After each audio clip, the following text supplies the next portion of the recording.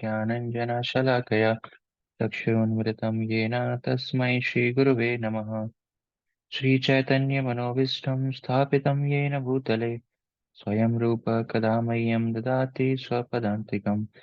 वन्देऽहं श्रीगुरो श्रीयुतापदकमलं श्रीगुरून् वैष्णवांश्च श्रीरूपं साग्रजातं सहगणरघुनाथान्वितं तं सजीवं साद्वैतं सावधूतं परिजनसहितं कृष्णचैतन्यदेवं श्रीराधा कृष्णपादान् सहगणललिता श्रीविशाखान्वितांश्च हे कृष्ण करुणा सिंधु दीनबंधु जगतपते गोपेश गोपिका कांत राधा कांत नमस्तुते तप्त कांचन गौरांगी शिरादे वृंदावनेश्वरी विश्वभानुसुते देवी प्रणमामि हरिप्रिये वाञ्छाकल्पतरुभ्यश्च कृपा सिन्धुभ्य एव च पतितानां पावनेभ्यो वैष्णवेभ्यो नमो नमः।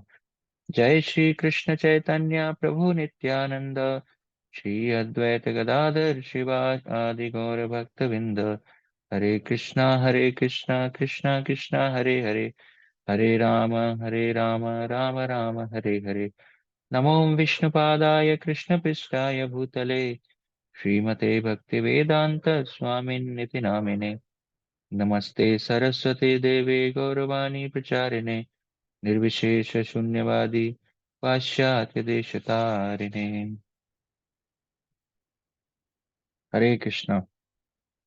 आप सब भक्तों का स्वागत है आज की कक्षा में। तो आज हम लेसन 7 जो है दीक्षा के प्रति प्रतिक्रियाएं और गुरु सेवा जो आज हम चर्चा करेंगे। कल हमने चर्चा किया था गुरुपद आश्रय के बारे में कि किस प्रकार हम गुरु का आश्रय ले सकते हैं।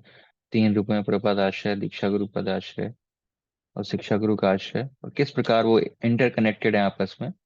और उसके बाद किस प्रकार गुरु का चयन करना है, प्रामाणिक गुरु की क्या क्या योग्यताएं हैं, हम क्या गुरु में ढूंढ रहे हैं, क्या उनके अंदर योग्यता होनी चाहिए, और क्या क्या अनुपयुक्त कारण है गुरु के जो चूज करने के, क्या क्या उपयुक्त कारण है, सही कारण है, और गुरु के चरण कितना समय लेना चाहिए, हमें किस प्रकार गुरु तक पहुंचना चाहिए।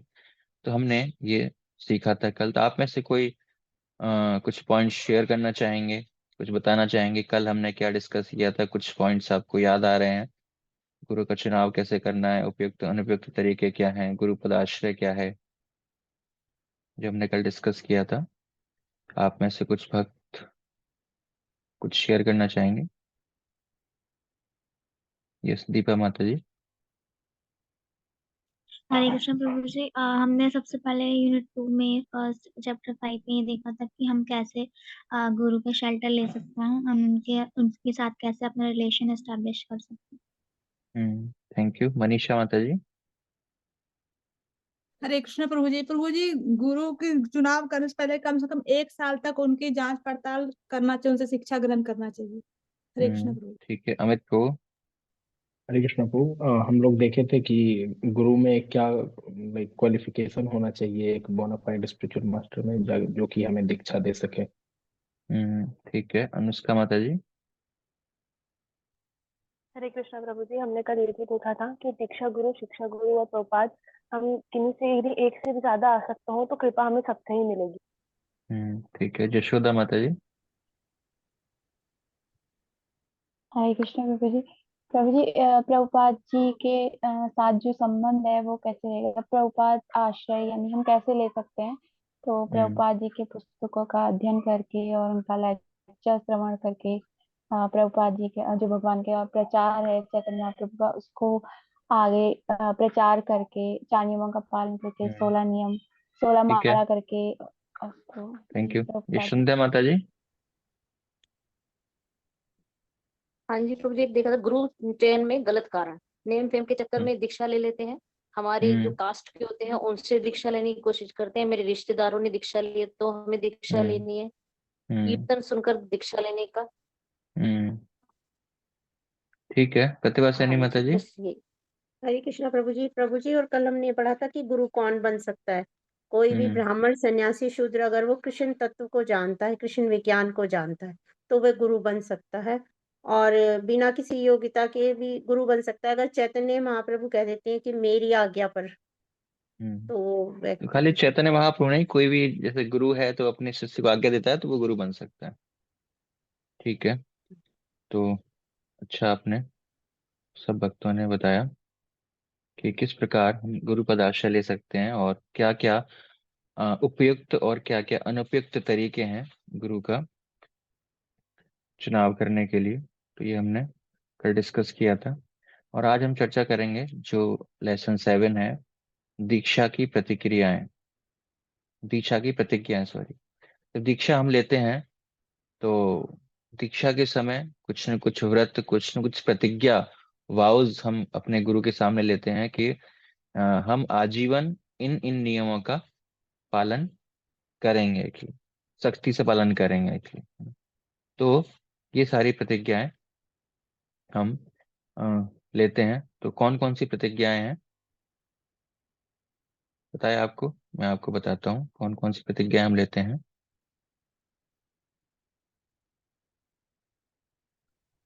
हरे कृष्ण प्रभु। हरे कृष्णा। भाई मेरी तबीयत खराब है 3-4 दिन से, तो मैं जरा क्लास नहीं अटेंड कर पा रहा हूँ, आज भी नहीं कर पाऊंगा। ठीक है, कोई बात नहीं प्रभु। जी प्रभु जी। ठीक। सो ये दीक्षा की प्रतिज्ञाएं हैं, आप देख सकते हो।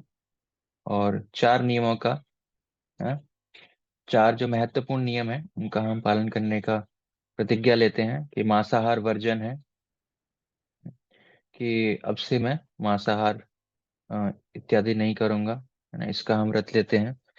और दूसरा नशा वर्जन है, किसी प्रकार का नशा इत्यादि नहीं करना है हमको।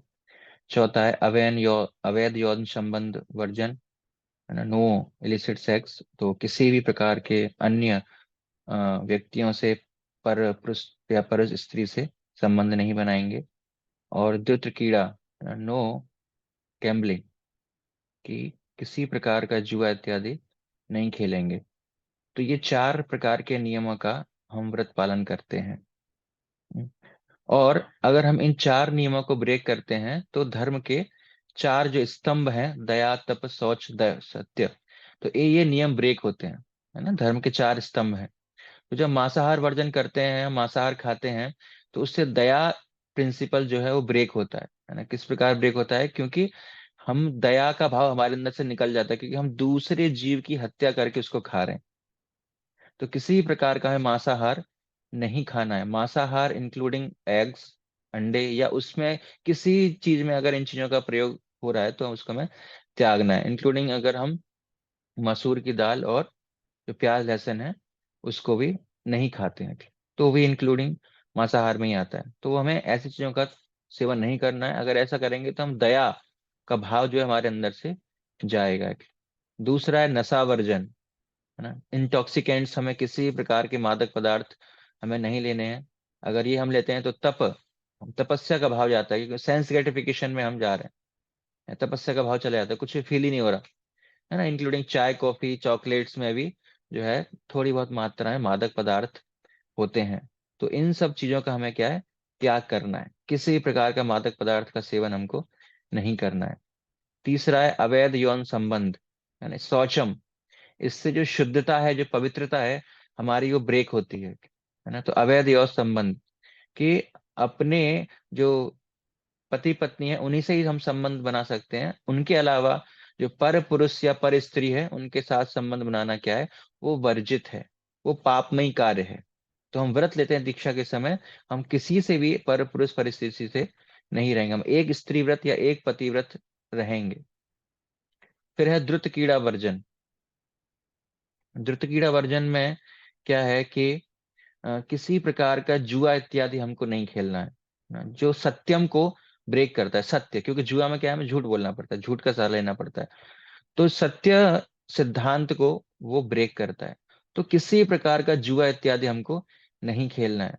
जुआ मतलब किसी प्रकार का, अगर ऐसा जैसे हम कई बार कहते हैं ना, छोटी छोटी बातों में लगी 100 की, है ना, 100 की शर्त लगाई, 5 रुपए की शर्त भी लगा रहे हैं, तो दैट इज कॉल्ड जुआ, वो जुआ की कैटेगरी में ही आएगा। या हम ताश खेल रहे हैं, ऑफिशियली कुछ जुआ खेल रहे हैं, इतने सारे गेम्स आते हैं, है ना, ड्रीम इलेवन इत्यादि ऑनलाइन आजकल बहुत कुछ आने लगा है। तो ये सब क्या है, ये जुआ की कैटेगरी में आता है। अगर हम कहीं इन्वेस्टमेंट भी कर रहे हैं, कुछ भी कर रहे हैं, तो अगर हमारा वहां पर धन वापस करने के चांसेस नहीं है, है ना, चांसेस है भी नहीं भी है, तो वो क्या है, इट्स काइंड ऑफ जुआ। जैसे हम शर्त लगा रहे हैं नॉर्मली कि चलो आज इंडिया जीतेगी, चलो 100 100 रुपए की लगाते हैं, इंडिया जीतेगी हारेगी, तो उसमें क्या चांसेस हैं, या तो हमारे 100 रुपए जा सकते हैं या 200 रुपए आएंगे। तो इस प्रकार का कोई भी बिजनेस कर रहे हैं या कोई भी इन्वेस्टमेंट हम कर रहे हैं कहीं भी किसी भी कंपनी में, जहां पर जो हमने धन लगाया है वहां उसको खोने के चांसेस 50-50 हैं। तो उस वो किस कैटेगरी में आएगा, वो जुआ की कैटेगरी में आएगा। है ना, कई बार कई सारे लोग प्रश्न पूछते हैं कि बिजनेस को स्टार्ट कर रहे हैं, मुझे ये बिजनेस जुआ में आएगा क्या। तो बस इस सिद्धांत को वहां पर अप्लाई करना है कि जो आपने इन्वेस्टमेंट की है उसमें, किसी बिजनेस में, किसी भी काम में, प्रॉपर्टी में, किसी में इन्वेस्ट किया है, तो अगर आपके 50-50 चांसेस हैं पूरा डूबने के पैसे, तो फिर वो जुआ है ना। कई बार एक्सेप्शनल केस होते हैं, है ना, लेकिन 50% चांस नहीं होता। जैसे मान लो आपने कोई प्रॉपर्टी खरीदी, तो उसमें 50% चांस नहीं होगा पूरा पैसा वेस्ट जाएगा, 1% कुछ होगा, कुछ हो सकता है, 0.00%। लेकिन जैसे हम शर्त लगा रहे हैं तो उसमें 50-50% चांसेस हैं। तो ऐसी जगह हमें अगर पैसा लगाएंगे तो वो किस कैटेगरी में आएगा, वो जुआ की कैटेगरी में आएगा। तो इसलिए हमें इन 4 चीजों से क्या करना है, बचने का प्रयास करना है। इन 4 चीजों में हमें समय नहीं गंवाना है ना। तो ये 4 नियम है ना। 4 नियम है क्या, मांसाहार एवं नशा वर्जन करना है, तम्बाकू, चाय, कॉफी, है ना, तम्बाकू इत्यादि, बीड़ी सिगरेट पीना, कितने सारे अम, तम्बाकू आते हैं, या फिर गुटखे इत्यादि आते हैं, सुपारी आती हैं। तो इन सब में क्या है, इन सब में क्या होता है, नशा इत्यादि होता है। तो इन सब का हमें बहुत अच्छी तरह से पालन ध्यान रखना है। और अगर इन वास्तव में इन चारों चीजों का पालन करना वो भक्ति नहीं है ना। अगर मान लो हम कोई नशा इत्यादि नहीं कर रहे या हम नॉनवेज नहीं खा रहे, तो ऐसा नहीं हम भक्ति कर रहे हैं। ऐसे तो बहुत सारे लोग हैं जो बाहर चाय इत्यादि नहीं पीते हैं, नशा नहीं करते हैं, जुआ नहीं खेलते हैं, तो क्या वो भक्त बन गए? नहीं, भक्ति के अंग नहीं है ये 4। ये ये वर्जन है, इनका हमें त्यागना है। तो क्या होगा, हम मनुष्य के स्तर पर आएंगे, और मनुष्य के स्तर पर तब आएंगे तब भक्ति कर पाएंगे हम। क्योंकि हम कितने सारे कोट सुनते हैं कि भक्ति केवल मनुष्य जीवन में ही संभव है, अन्य योनियों में जो भक्ति संभव नहीं है। तो इसीलिए ये 4 नियम हमें पालन क्यों करने हैं, मनुष्य के स्तर पर आने के लिए हैं। अगर हम मनुष्य के स्तर पर नहीं आएंगे तो इन 4 नियमों का ब्रेक करेंगे तो हम दूसरे स्तर पर है, मनुष्य से भी गए गुजरे हैं, तो फिर भक्ति नहीं हो पाएगी, है ना। भक्ति का उतना लाभ हमको नहीं होगा। इसीलिए इन 4 नियमों का पालन करना अत्यंत रूप से आवश्यक है, नितांत आवश्यक है।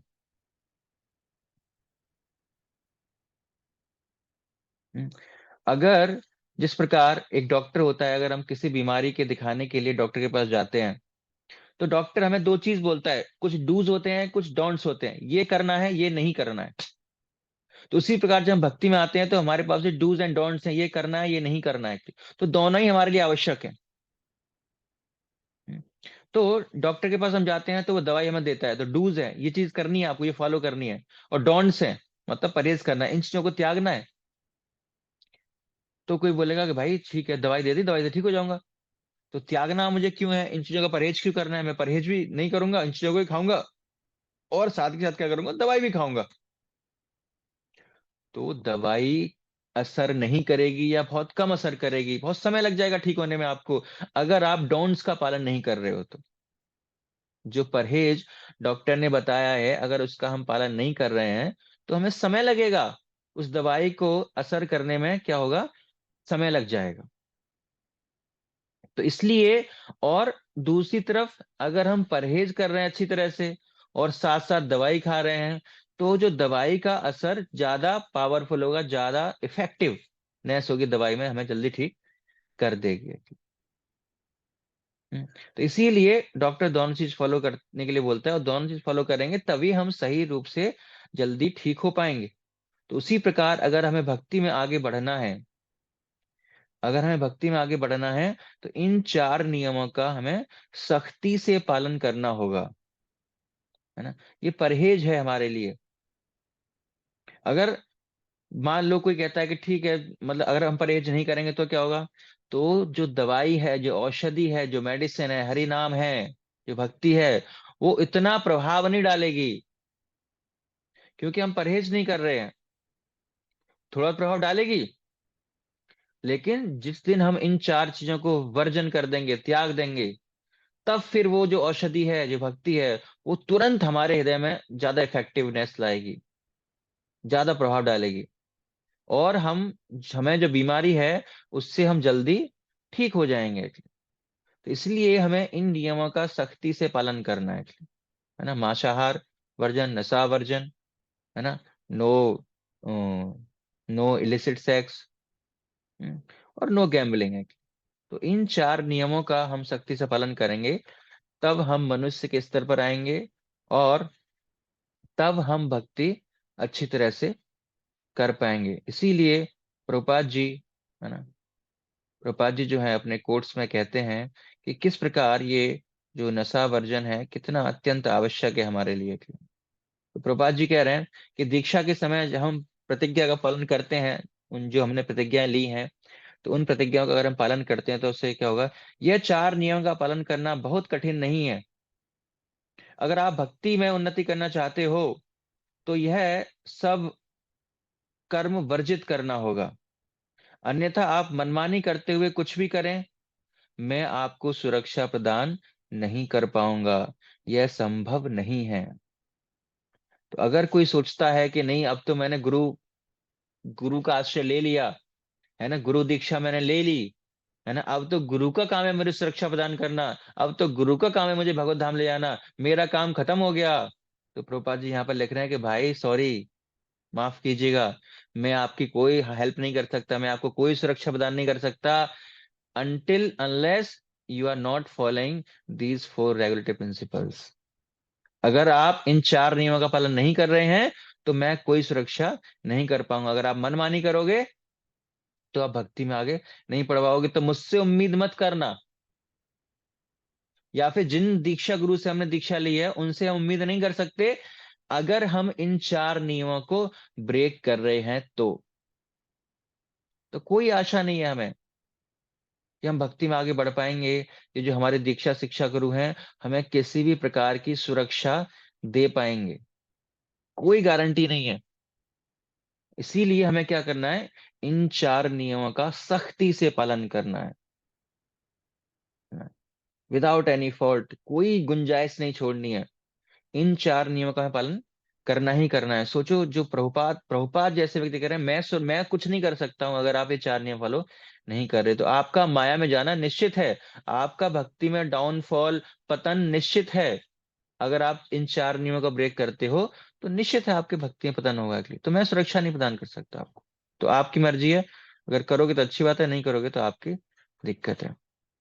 आगे प्रभुपाद जी प्रवचन में कहते हैं, आगे कोई भक्त पढ़ना चाहेंगे इसको? आप उन्नति करना चाहते हैं तो कोई पढ़ना चाहेंगे? अमित प्रभु। यस प्रभु जी। दीक्षा प्रतिज्ञा का पालन, इसलिए अगर आप उन्नति करना चाहते हैं, आपको इन नियमों का पालन करना होगा, तत्पश्चात दीक्षा ले सकते हैं। मेरा यह निवेदन है कि आप मनमानी ना करें। तो प्रभुपाद जी कह रहे हैं, अगर आप उन्नति करना चाहते हैं तो आपको नियमों का पालन करना ही होगा, है ना, आपको इन नियमों का पालन करना ही होगा। अगर आप नहीं करना चाहते भक्ति उन्नति, तो फिर कोई दिक्कत नहीं है, तो फिर आवश्यक नहीं है आपको इन नियमों का पालन करने के लिए। अगर आप सिंसियर हो, सीरियस हो, भक्ति में आगे बढ़ना चाहते हो, तो आपको इन नियमों का पालन करना ही करना होगा। इसीलिए पहले आप फॉलो करके देखो, है ना। इसीलिए हम इस्कॉन से जुड़ते हैं तो इन चार नियमों को इंट्रोड्यूस हमसे किया जाता है, तो कम से कम 2-3 साल तक हमें देखा जाता है कि हम चार नियमों का पालन ठीक से कर रहे हैं नहीं कर रहे, तत्पश्चात दीक्षा होती है। प्रभुपाद जी कह रहे हैं, अगर आपको लगता है कि इन नियमों का पालन कर सकते हो आप, तत्पश्चात दीक्षा लेनी है आपको, कोई जल्दबाजी नहीं करनी है। तो इसीलिए प्रभुपाद जी कह रहे हैं, मेरा ये निवेदन है कि आप मनमानी ना करें, आपके मन की ना करें। ऐसा नहीं मन करा चाहिए कर लेते हैं, मन करा कुछ खा लेते हैं बाहर, मन प्यार लहसुन का मन कर रहा है वो खा लेते हैं, तो नियम ब्रेक हो रहा है फिर। तो फिर कोई गारंटी नहीं है कि हम भक्ति में आगे बढ़ पाएंगे। इसीलिए प्रभुपाद जी कह रहे हैं मनमानी ना करें, आप इन नियमों का सख्ती से पालन करें। आगे पढ़िए चारू माता जी। मेरा कहना है कि आप कम से कम प्रभु जी सॉरी 16 माला। 16 माला का जप करें एवं 4 नियमों का पालन करें। मेरे सभी शिष्यों को इससे सहमत होना चाहिए, अन्यथा वह मेरे शिष्य नहीं है। मेरे शिष्यों को इन सिद्धांतों का पालन करना होगा, चाहे वह स्वर्ग में रहें या नरक में। तो एक पत्र लिख रहे हैं राजलक्ष्मी माता जी को मायापुर में। तो बहुत बड़ी बात प्रभुपाद जी यहाँ पर कह रहे हैं। आपने शायद नोटिस नहीं किया, लेकिन प्रभुपाद ने बहुत बड़ी बात बोली है। क्या बोली है? कि आपको 16 माला का जप करना है और इन 4 नियमों का पालन आवश्यक रूप से करना है। अगर मेरे शिष्य ऐसा नहीं करते हैं, अगर हम लोग ऐसा नहीं करते हैं, तो we are no more disciple, we are no more shishya. हम शिष्य नहीं रहेंगे फिर। प्रभुपाद जी कह रहे हैं अगर वो सहमत नहीं है, वे मेरे शिष्य नहीं है। समझो? तो दीक्षा एक कॉन्ट्रैक्ट है। दीक्षा क्या है?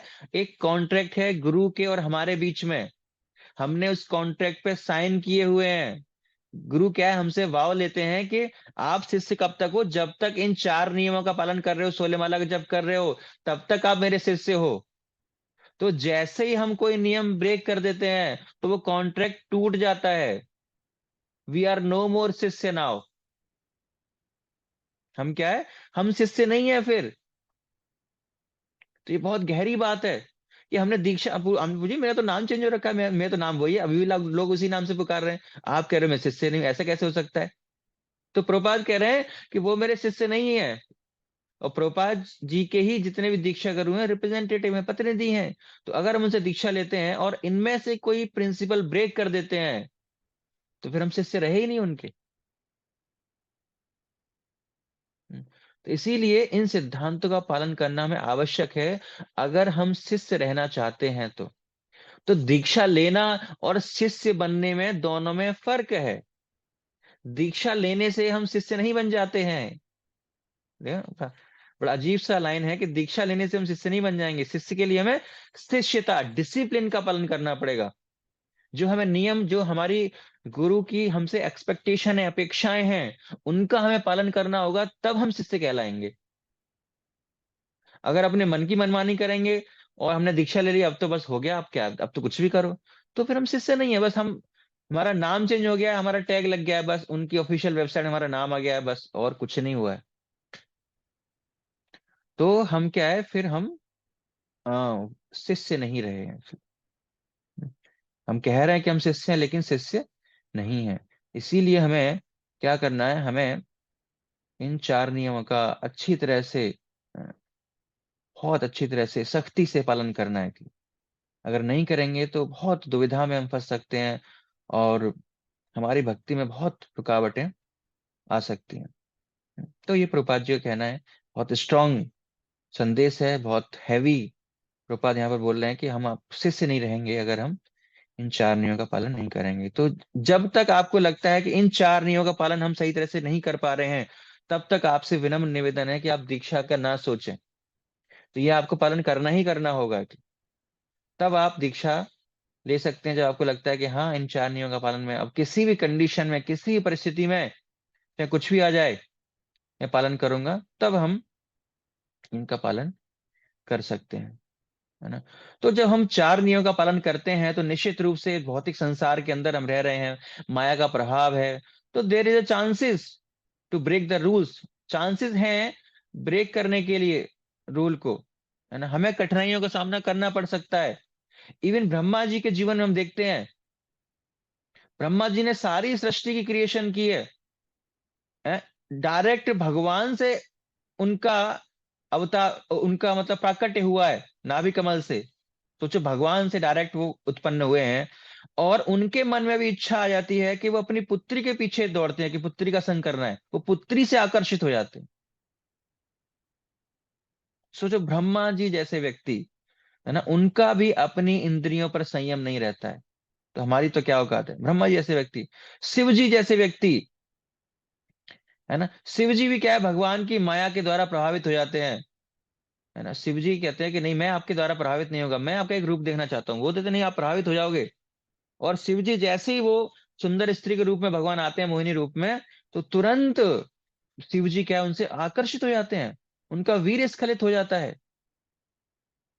तो सोचो, ऐसे महापुरुष, ऐसे व्यक्ति भी संभावना है माया के वशीभूत होने की, माया के चक्कर में आने की। या फिर इंद्र के उदाहरण हम देखते हैं, तो किस प्रकार वो माया के वश में हमेशा आते रहते हैं। तो ऐसे बहुत सारे उदाहरण हैं, बहुत सारे महानुभाव हैं जो माया के वशीभूत होकर, माया के चक्कर में आके क्या है, प्रिंसिपल्स, जो नियम ब्रेक कर देते हैं। तो हमारी क्या औकात है? हम्म, जब ऐसे महात्माओं को कठिनाइयों का सामना करना पड़ता है, तो हमारा क्या कहना है फिर?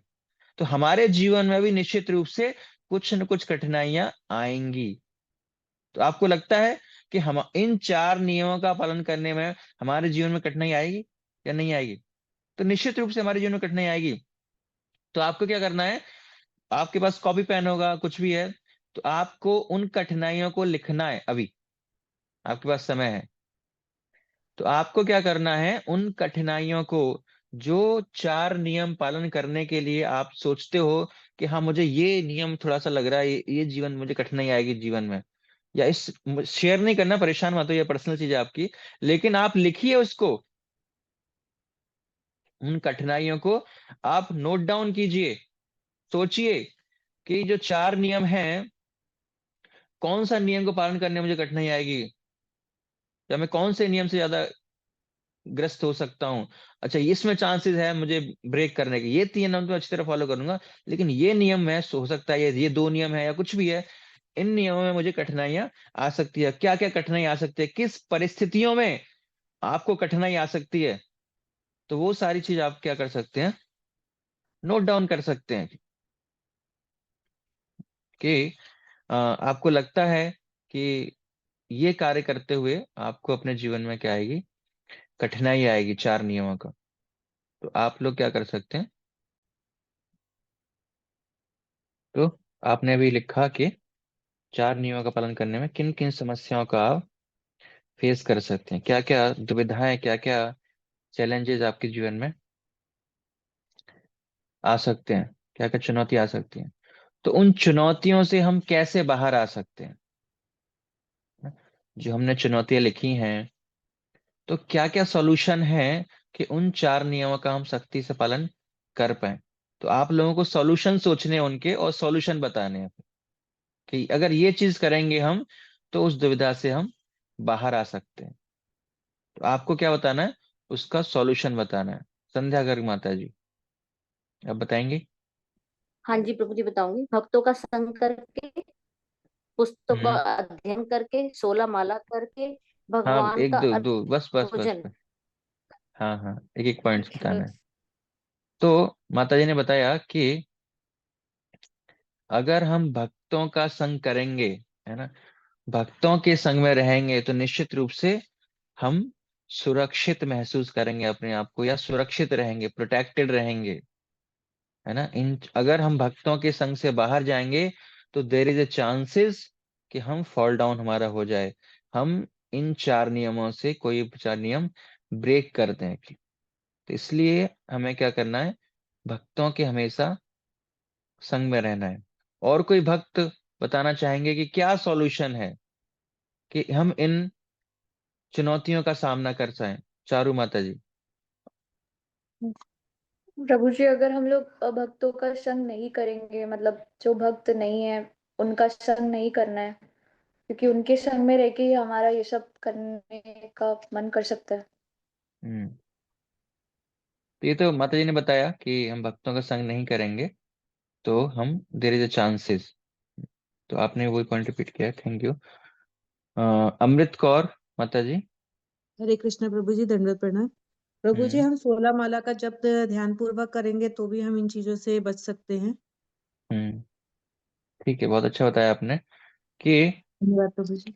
अगर हम 16 माला का ध्यान पूर्वक जप करेंगे, सॉल्यूशन क्या है कि सिंसियरली, है ना, 16 माला का हमें जप करना है। एक जगह बैठकर कंटिन्यूअसली वन सिटिंग 16 माला करनी है हमको, एक सिटिंग में, है ना, एक बार बैठेंगे और 16 माला का ध्यान पूर्वक जप करेंगे, जिससे कि हमारे अंदर की जो इच्छाएं हैं, है ना, उन पर काबू हम पा सकते हैं।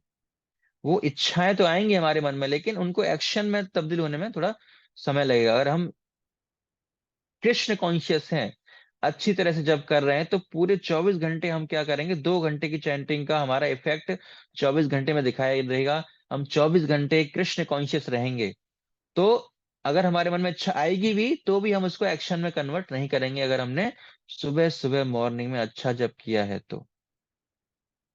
अमित प्रभु, क्या सॉल्यूशन है? प्रभु जी, सॉल्यूशन ये भी है कि अगर हम अपने अथॉरिटी को रिपोर्ट करते रहेंगे अपने बारे में, अपने हम्म और हमारे हम किसी अथॉरिटी के गाइडेंस। हम्म तो बहुत अच्छा पॉइंट है अमित प्रभु का, कि हम रेगुलर बेसिस पे किसी अथॉरिटी को रिपोर्ट करें कि हमारे जीवन में क्या चल रहा है ना। और थोड़ा सा भी अगर ऐसे चांसेस हैं कि आप कमजोर पड़ रहे हैं, तो निश्चित रूप से हमें अपनी अथॉरिटी से, अपने काउंसलर से, मेंटर से शेयर करना चाहिए कि मैं थोड़ा वीक पड़ रहा हूँ या वीक पड़ रही हूँ, और मुझे लगता है कि कोई प्रिंसिपल ब्रेक हो सकता है, मेरे अंदर बहुत इच्छा आ रही है उस कार्य को, उस प्रिंसिपल को ब्रेक करने के लिए। तो फिर वो हेल्प करेंगे हमारी, है ना। कई बार क्या होता है कि हम ओपन नहीं होते, हम वीक हो पड़ रहे हैं, या देर इज अ चांसेस, है ना, लेकिन हम शेयर नहीं कर रहे कि पता नहीं वो क्या सोचेंगे मेरे बारे में, कि मैं कंट्रोल नहीं कर पा रहा अपने इंद्रियों पर, मैं कुछ भी कार्य करने के लिए मजबूर हो रहा हूँ, तो मेरे बारे में क्या सोचेंगे, मैं चार नियमों का पालन भी नहीं कर पा रहा हूँ, मैं दीक्षा क्यों ले ली है, क्या सोचेंगे, है ना, मेरे बदनाम हो जाएगी, ना कर जाएगी। तो ऐसा कुछ नहीं सोचना। अगर हम अपने आप को सुरक्षा प्रदान करना चाहते हैं, तो वी नीड प्रोटेक्शन, हमें गाइडेंस चाहिए चाहिए, तो हमें उनकी हेल्प लेनी पड़ेगी, अन्यथा क्या होगा, बहुत दिक्कत आ जाएगी हमारे जीवन में। तो बहुत महत्वपूर्ण पॉइंट है कि हमेशा हमें गाइडेंस में रहना चाहिए, और अगर ऐसा कुछ लग भी रहा है हमको, तो पहले ही हमें शेयर करना चाहिए अपनी अथॉरिटी से कि ऐसा मुझे कुछ लग रहा है, मैं वीक पड़ रहा हूँ, तो कृपा करके मुझे इंस्ट्रक्शन दें, गाइड करें कि कैसे मैं इस स्थिति से बाहर आ सकता हूँ। संध्या माता जी, आप कुछ कहना चाह रही हैं?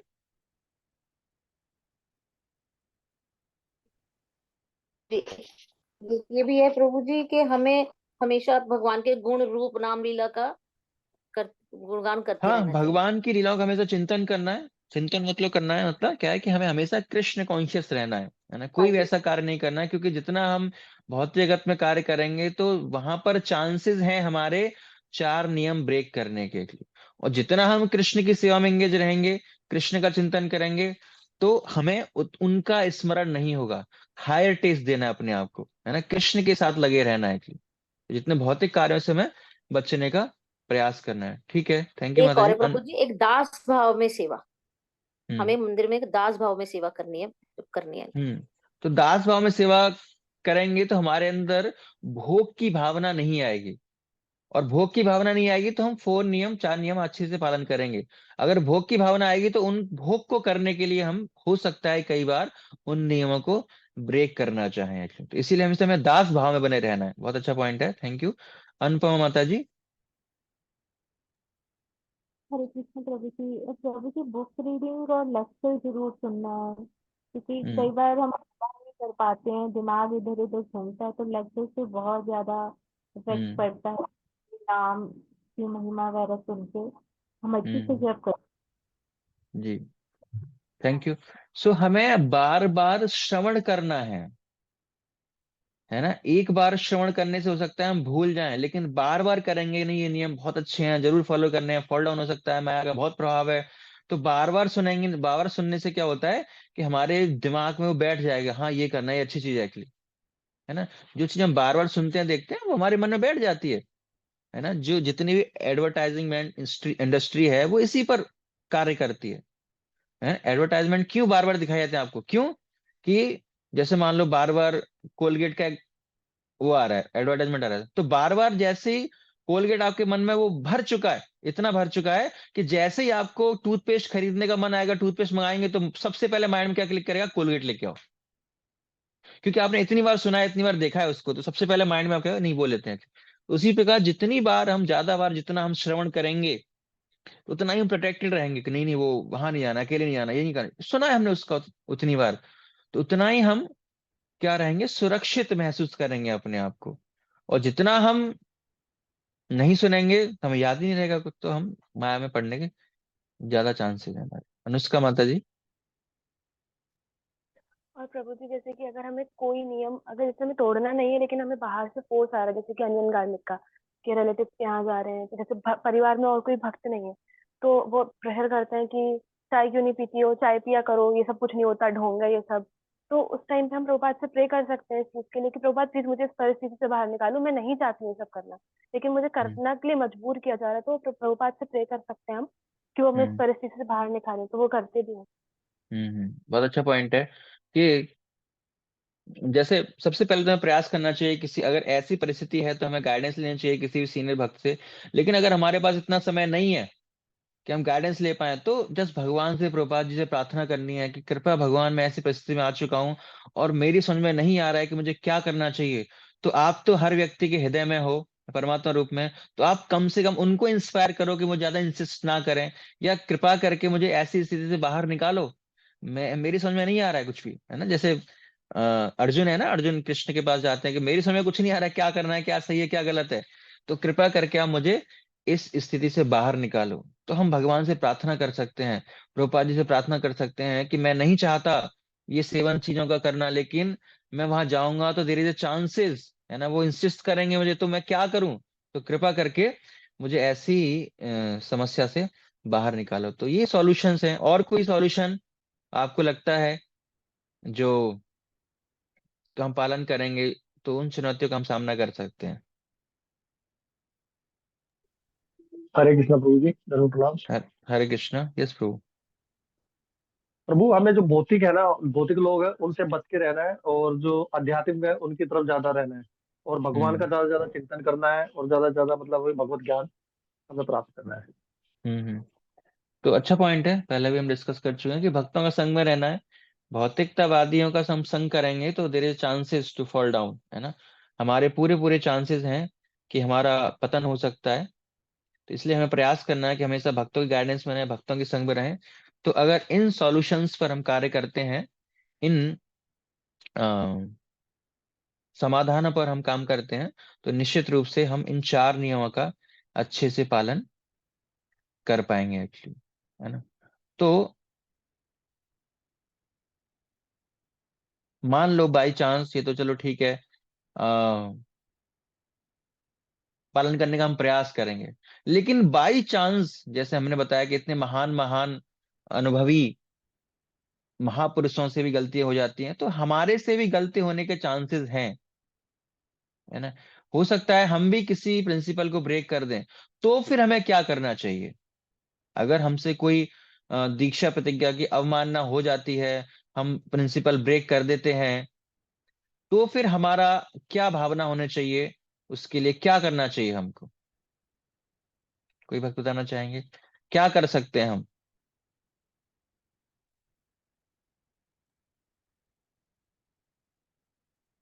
संध्या कर माता जी। सबसे पहले अगर हम गलती कर देते हैं तो हमें अपने शिक्षा गुरु के पास जाके अपनी गलती को एक्सेप्ट करना चाहिए कि हमसे ये हम्म गलती हुई है और अब हमें क्या करना है, उनसे सोल्यूशन हम्म लेना चाहिए। हम्म। ठीक है, और कोई भक्त बताना चाहेंगे अगर बाई चांस हमसे गलती हो जाती है तो हमें क्या करना है? हरे कृष्ण प्रभु जी। जी माता जी। हरे कृष्ण प्रभु जी, हमें अपने मतलब प्रायश्चित करना चाहिए क्या प्रायश्चित कि करना है? कि भाई ये गलती हम मतलब इतने नियम के साथ चल रहे थे, उसके बाद भी ये गलती हमसे कैसे हो गई, तो हम्म। हमें उसका बार बार अपने मतलब मन में प्रायश्चित करना चाहिए। और अब नहीं तो अपने प्रायश्चित बताओ, मतलब करेंगे क्या हम?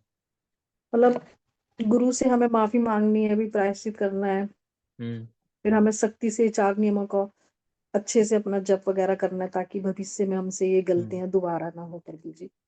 हम्म। ठीक है। संध्या माता जी, आप कुछ कहना चाह रहे हैं? आप बोल चुके ना। हाँ जी, बोल चुकी। हम्म ठीक है, तो आप लोगों ने अच्छे पॉइंट्स बताए हैं। प्रभुपाद जी, है ना, प्रभुपाद जी कह रहे हैं कि आप अभी गुरु से किए वचन को निभा नहीं सकते, तब आपको शिष्य भक्त कहने का क्या अर्थ? यह केवल छल है। इसलिए आपको इस प्रकार चिंतन करना चाहिए कि मैंने अपने गुरु को वचन दिया है, अब इसका दृढ़ता पूर्वक पालन करना होगा, अन्यथा मुझे स्वयं को शिष्य कहने का कोई अधिकार नहीं है। और यही आपकी तपस्या होगी, जो आपको कृष्ण भावनावत की समझ में तीव्र विकास करने हेतु बद्ध करेगी। तपस्या के बिना उन्नति की कोई संभावना नहीं है, परंतु अगर अपने आप स्वयं को एक भक्त मानना है तो आपको इन चार वस्तुओं को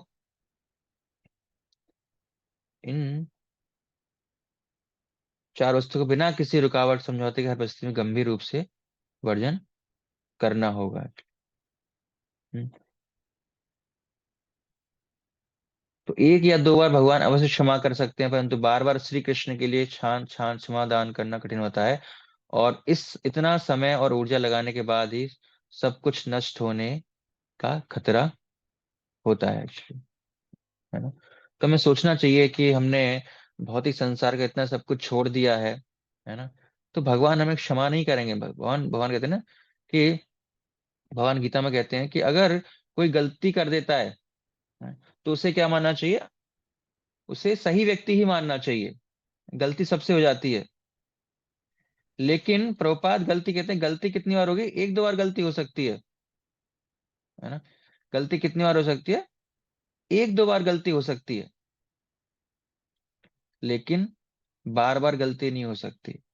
अगर हम बार बार गलती कर रहे हैं, इसका मतलब वो हमारी हैबिट बन चुकी है एक्चुअली। एक बार प्रभुपाद के शिष्य ने पूछा कि प्रभुपाद भगवान गीता में कह रहे हैं कि आप उसको, अगर कोई सुदुराचार भी करता है तो भी उसे मेरा भक्ति मानो। तो अगर कोई इतनी बड़ी गलती कर भी देता है तो कब तक गलती करे? तो प्रभुपाद कहते हैं कि गलती मतलब एक बार गलती, दो बार गलती। अगर तीसरी बार कोई व्यक्ति उस एक्टिविटी को कर रहा है तो फिर वो गलती नहीं है, फिर उसको हम भक्त नहीं कह सकते, है ना। तब भगवान क्षमा नहीं करेंगे। भगवान एक दो बार गलती को क्षमा कर सकते हैं, उसको हम भक्त मान सकते हैं अगर एक दो बार जो गलती कर, लेकिन जो बार बार गलती कर रहा है, तीन बार भी गलती कर रहा है, तो फिर उसको हम क्षमा नहीं कर सकते, तब फिर वो भक्त कहने का अधिकारी नहीं है एक्चुअली। तो इसीलिए अ, हमें सबसे पहले, अगर हमसे कुछ गलती होती भी है तो निश्चित रूप से हमें आश्रय लेना चाहिए वैष्णवों का, और सबसे पहले उसको आइडेंटिफाई करना, जिम्मेदारी लेना उसकी, कि सबसे पहले तो खुद स्वीकार करना। कई बार हम खुद ही स्वीकार नहीं करते हैं। अरे चल ठीक है, इतना चलता है, कोई दिक्कत नहीं है ना, ऐसी परिस्थिति थी, है ना। कई हम परिस्थिति को दोष देने लगते हैं, कह रहे ऐसी परिस्थिति तो भगवान भी होते, वो भी कुछ करते, ये तो मैंने कर दिया, क्या कर दिया, गलती से हो गया, खाली क्या करना उसमें। अब मुझे थोड़ी ना पता था कि ढकेल पे जो गोलगप्पे लगा रहा था प्याज लहसुन है, मुझे थोड़ी, मेरी क्या गलती है उसमें? किसकी गलती है? वो ढकेल वाली की गलती है। मैं तो उससे पूछा था है कि प्याज लहसुन नहीं है, उसने मना कर दिया था, और जैसे ही मैंने खाया तो लहसुन का एक वो आ गया मेरे पानी में यार। तो मेरी थोड़ी गलती, मैंने तो पूछा था उससे। तो सबसे पहले, अगर हम ऐसे कर भी रहे हैं तो भी हमें जिम्मेदारी लेनी है। अब गलती उसकी नहीं है, किसकी गलती है? आप क्यों खा रहे हो? आप विश्वास क्यों कर रहे हो किसी व्यक्ति पे? तो सबसे पहले खुद जिम्मेदारी लेना कि हाँ मुझसे गलती हुई है, तब आगे आप बढ़ोगे, है ना। सबसे पहले तो हम खुद ही उसका सॉल्यूशन दे देते हैं। अरे ठीक है, कोई बात नहीं, भूल चूक हो गई, क्या दिक्कत है, गलती से खा लिया, गलती तो भगवान माफ कर देंगे। नहीं माफ करेंगे, गलती नहीं है। तो सबसे पहले उसे हमें स्वीकार करना है कि हाँ मुझसे बहुत बड़ी गलती हुई है, मुझे ऐसा नहीं करना चाहिए था। तो ये पहला चरण है। और जब हम खुद स्वीकार करते हैं तो फिर हमें क्या होती है, घृणा होने लगती है अपने आप से, अपने आप से घृणा करना कि मुझसे कैसे गलती हो गई है, ऐसा कैसे हो सकता है ना। ऐसा गर्व नहीं करना है, चल ठीक है, हो गया, क्या दिक्कत है, चल चलता है, तो नहीं नहीं, तो फिर हम उस गलती को कभी नहीं सुधार पाएंगे।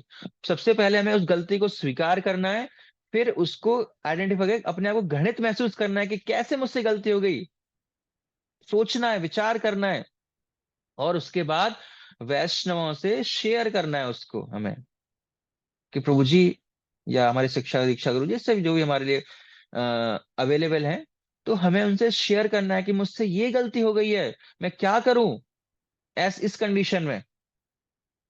तो फिर आपको बताएंगे ठीक है, आप कोई दिक्कत नहीं है, आप हरिनाम कंटिन्यू करो और आगे से व्रत लो कि ये गलती ना हो। और विचार करो ये गलती किस परिस्थितियों में हुई है, उन परिस्थितियों में हमें जाना ही नहीं है, फंसना ही नहीं है। तब हम जाके उन गलतियों से बाहर आने का प्रयास कर सकते हैं। नहीं तो वो गलतियां जो है हमारे जीवन में रहेंगी रहेंगी। इसलिए हमें प्रयास करना है उन गलतियों से बाहर आने से। तो शुद्धिकरण की जो विधि है भक्त के हृदय में ही है। वेदों के अनुसार अगर कोई एक उच्च स्थान से पतित होता है तो उसे स्वयं को शुद्ध करने के लिए पश्चाताप विधि का पालन करना होता है। परंतु यहाँ पर कोई भी पश्चाताप की विधि नहीं है, क्योंकि निरंतर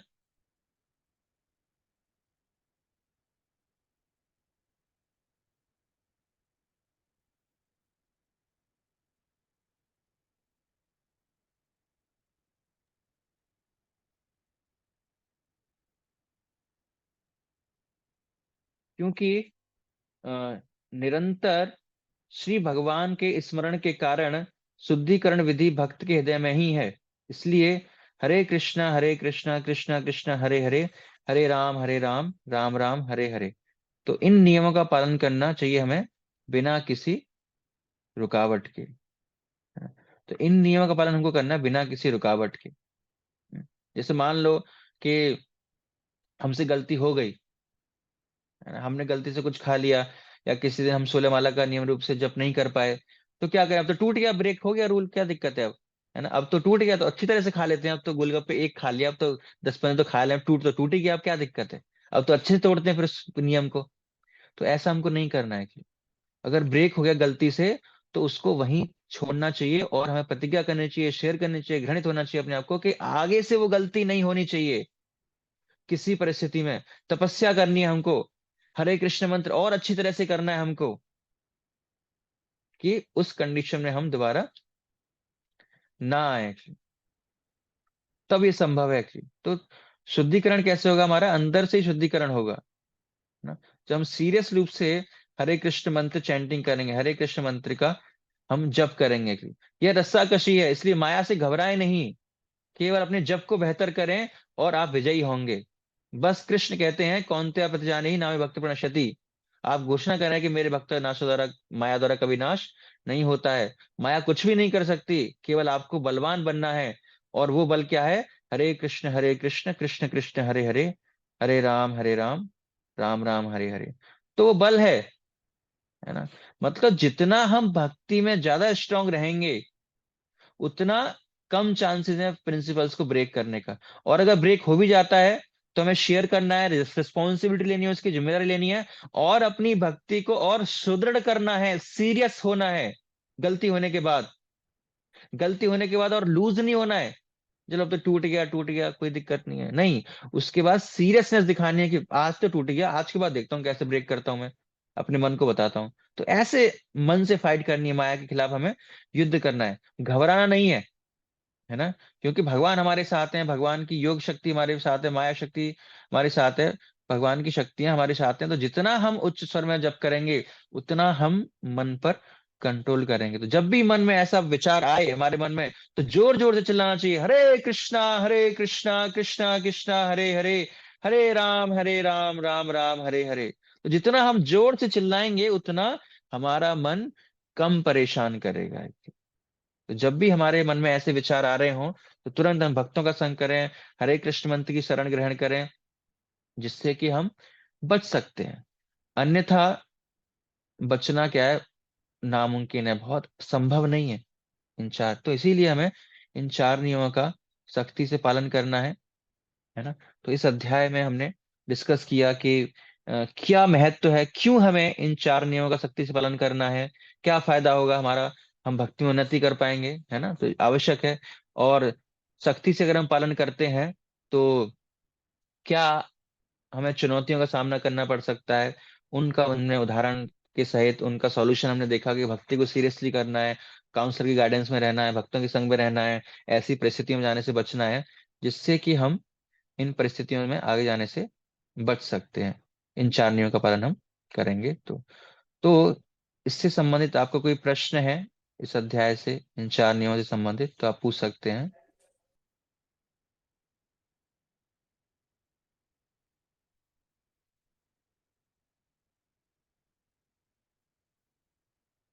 हरे कृष्णा। कोई प्रश्न है आप में से किसी का? मुकेश प्रभु। प्रभु जी, जैसे हम अपनी तरफ से तो कोशिश कर सकते हैं कि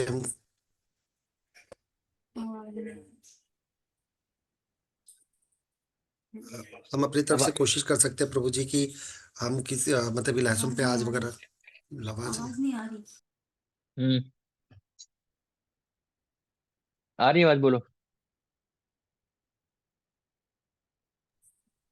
जैसे प्रभु जी हम अपने तरफ से जैसे अपने नॉन में हम कोई चीज ऐसा लहसुन प्याज या कोई खराब चीज ना खाएं, लेकिन प्रभु जी कभी ऐसा होता है कि हम किसी के घर गए और उनके यहाँ पे हमें भोजन लेना पड़ा है कुछ ऐसा, तो वहां पे हमारा कुछ रूल ब्रेक हो जाए, तो क्या हम ऐसा करें कि हम किसी के दूसरे के घर का खाएं ही ना बिल्कुल भी? बाहर का तो हम खैर छोड़ ही रखा है, और दूसरे के घर भी ना जाके बिल्कुल भी ना खाएं, हम्म क्योंकि हो सकता है कि अनइंटेंशनली उन्होंने कैसे प्रसाद बनाया है, क्या बनाया है, हम नहीं जानते। तो इसके लिए हम क्या करें? इसीलिए, हाँ, इसीलिए प्रभु जी बहुत अच्छा प्रश्न है। इसीलिए पूजी तैयारी बहुत जरूरी है दीक्षा से पहले। तो दीक्षा से पहले हमें इन सब चीजों को बहुत अच्छे से सोच समझकर विचार विमर्श करना है कि अगर बाई चांस मैं घर किसी दूसरे घर जाऊंगा, संबंधियों के घर जाऊंगा, तो कैसे डील करूंगा मैं, है ना? या किसी शादी ब्याह में जाऊंगा तो मुझे कैसे डील करना है। तो ये सारी ट्रेनिंग पहले ही करनी है दीक्षा से, दीक्षा के बाद नहीं सब चीजें करनी है कि अब तो दीक्षा ले, अच्छा अब कैसे करना है। तो इसीलिए 2 साल तक, 2-3 साल तक आपको प्रैक्टिस करके देखनी है ये सारी चीजें कि अब मैं जा रहा हूं तो मुझे खाने में कैसे चैलेंजेस फेस कर रहा हूँ। तो ये चैलेंजेस जो फेस कर रहे हैं हमें पहले से इनका सॉल्यूशन देखना है। दीक्षा का वेट नहीं करना है कि दीक्षा के बाद ही 4 नियम पालन करने, नहीं। दीक्षा से पहले ही इन 4 नियम पालन करने की हमें प्रैक्टिस करनी है, ट्रेनिंग करनी है।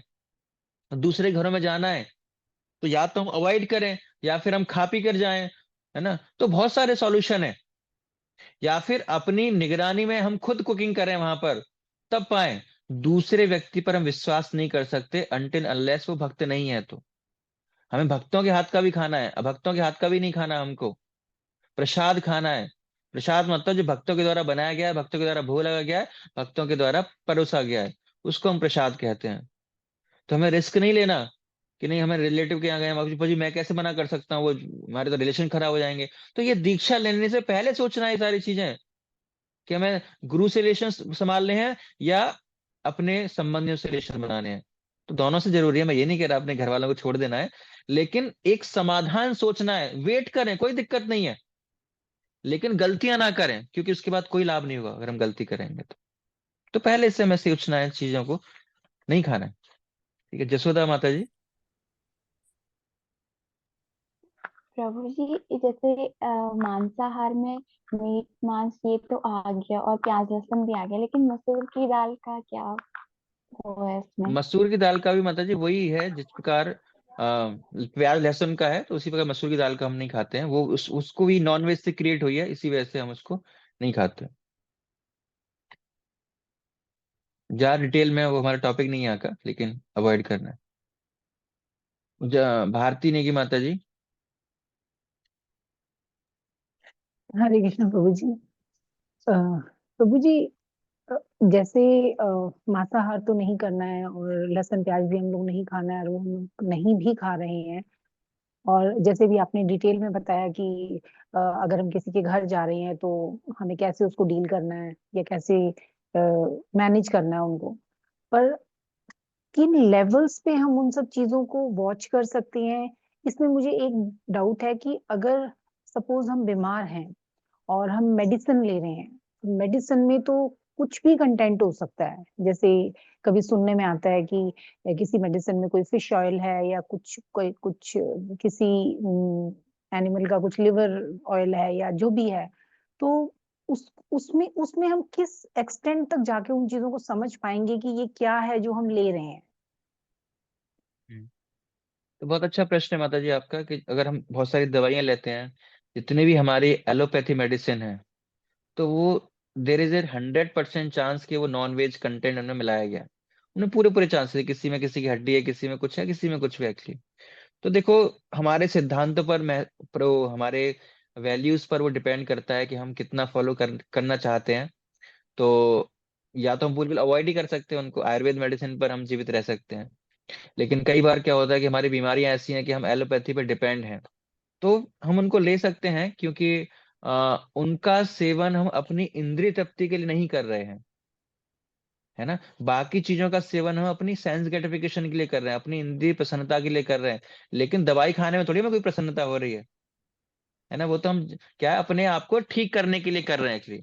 इसका मतलब ये नहीं है कि मैं आपको रिकमेंड कर रहा हूँ कि आप ऐसी मेडिसिन ले सकते हैं, है ना। जी लेकिन एक सॉल्यूशन है ना, कि हमारे पास if there is no solution, तब हम वो ले रहे हैं। और उसको भी हम क्या है, इंद्रिय तृप्ति के पर्पज से नहीं ले रहे हैं, हम उसको अपनी बीमारी को, अपने हेल्थ को अच्छा करने के लिए कर रहे हैं, जिससे कि हम भगवान की सेवा कर पाए। तो इन कंडीशन में हम दवाइयों का सेवन करते हैं। लेकिन उससे भी अच्छा स्टैंडर्ड है कि अगर हम बिल्कुल ही त्याग कर दें उनका, हम आयुर्वेदिक मेडिसिन लें, तो that is well and good, वो उससे भी अच्छा स्टैंडर्ड है। ठीक है माता जी।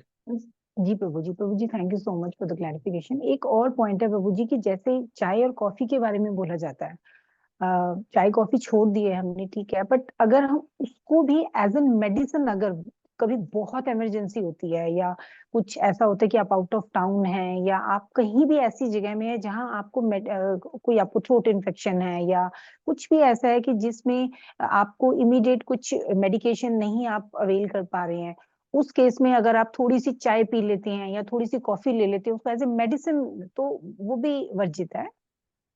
माता जी देखो, एक्चुअली मैं एक शब्द, एक ऐड लाइन करना ऐड भूल गया। अगर उसका सब्स्टिट्यूट हमारे पास अवेलेबल है, तो पहले हमें उसके साथ जाना चाहिए। जैसे हमारा एलोपैथी मेडिसिन का सब्स्टिट्यूट हमारे पास है, तो पहले हमें उसके साथ जाना चाहिए। ऐसे ही डायरेक्ट उस पर छलांग लगा दो। तो उसी प्रकार चाय कॉफी के हमारे पास बहुत सारे सब्स्टिट्यूट हैं ऑलरेडी।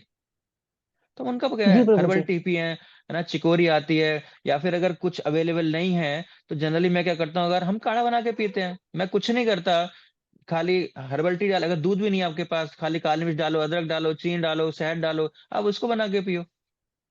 तो ऐसा नहीं है, अगर आपका गला खराब है तो बहुत सारे सॉल्यूशन है, जरूरी नहीं है आपको चाय पीनी है, कॉफी पीनी है। There is multiple options. तो हमें पहले ऑप्शंस पे जाना है। देखो, अगर हमारी मानसिकता ऐसी रहेगी मुझे ऑप्शन, तो फिर हमारी हम तुरंत वहीं जाएंगे। मुझे कोई कुछ मिला नहीं था वहां पे, मेरी तबीयत खराब थी। फिर तो ऐसे तो कुछ लोग शराब भी मेडिसिन के रूप में लेते हैं, एक ढक्कन, है। तो फिर तो हर व्यक्ति के पीछे कुछ न कुछ रीजन निकाल देगा, बहाना निकाल देगा, मुझे कुछ था ही नहीं, मैंने ले लिया। नहीं, हमें प्रयास करना है। जब जब बिल्कुल कोई स्थिति नहीं है मेरे जीवन में, मैं बहुत बीमार हूँ, कुछ भी है, तब हमें इन सब चीजों का उपयोग करना है। ऐसा नहीं मेरा थोड़ा सा छींक आ गई, हमने चाय पी ली, तो हमें ऐसा नहीं करना है। हाँ, अगर आपको लगता है कि बहुत, फिर भी हमें प्रयास करना है। जैसे प्रभुपाद जब बचपन में बहुत बीमार होते हैं, तो डॉक्टर उनको, आपने अगर मूवी देखी हो उनकी, उनके लीलामत को चर्चा किया आपने सुना है, तो प्रभुपाद जी को डॉक्टर ने रिकमेंड किया कि इनको नॉनवेज खाना ही पड़ेगा, अन्यथा इनका जीवन संभव नहीं है। अब उनके पिताजी वैष्णव हैं, तो पहले एक दो बार उन्होंने मना किया, लेकिन उनकी उनकी माँ जो थी, पत्नी थी, उन्होंने विवश किया कि अब बच्चा ही मर जाएगा तो क्या फायदा फिर एक्चुअली। तो फिर सब लोग तैयार हो गए, फिर डॉक्टर ने उनको नॉनवेज दवाई जो भी थी पिलाई। और लेकिन प्रभुपाद ने क्या किया, जैसे ही उन्होंने तुरंत वॉमिट कर दिया, तुरंत उगल दिया गया, और उसके बाद प्रभुपाद जी ठीक भी हो गए बिना उसका सेवन किए हुए एक्चुअली। तो निश्चित रूप से हमें अवॉइड करना है। इफ अगर बिल्कुल ही कोई सॉल्यूशन नहीं है बचने का, तो फिर हम उसके साथ जा सकते हैं, क्योंकि जीवन ज्यादा जरूरी है। उस नियम को पालन करने से ज्यादा हमारा जीवन है।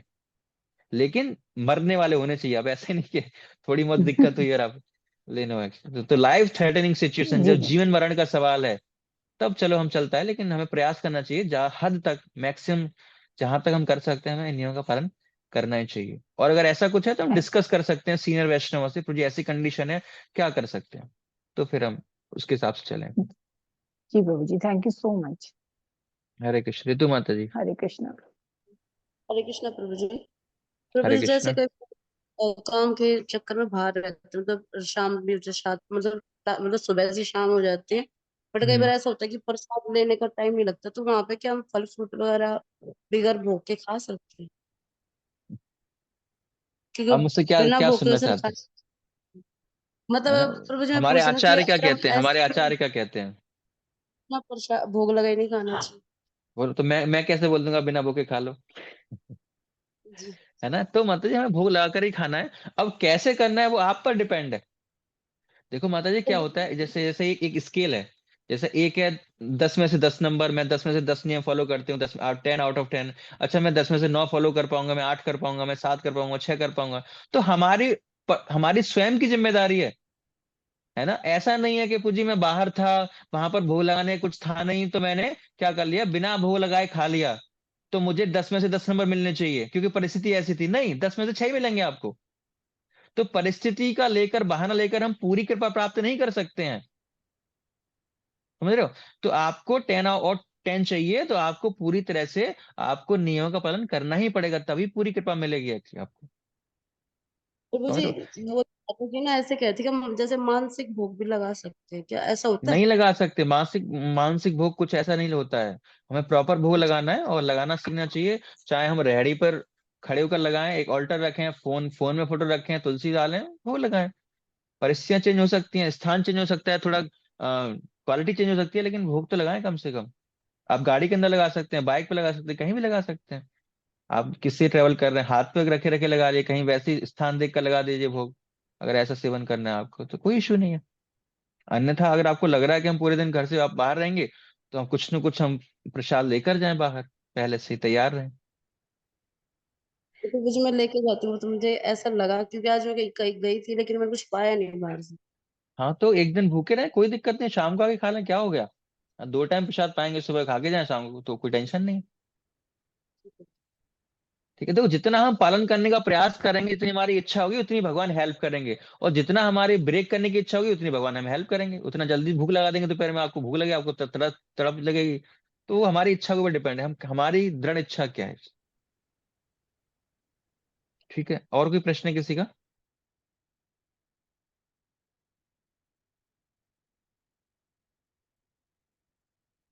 ठीक है, तो हम आगे बढ़ते हैं। आगे जो हमारा चैप्टर 8 है, गुरु पूजा। तो गुरु पूजा में जो चैप्टर 8 है इसको हम डिस्कस करेंगे। और ये जो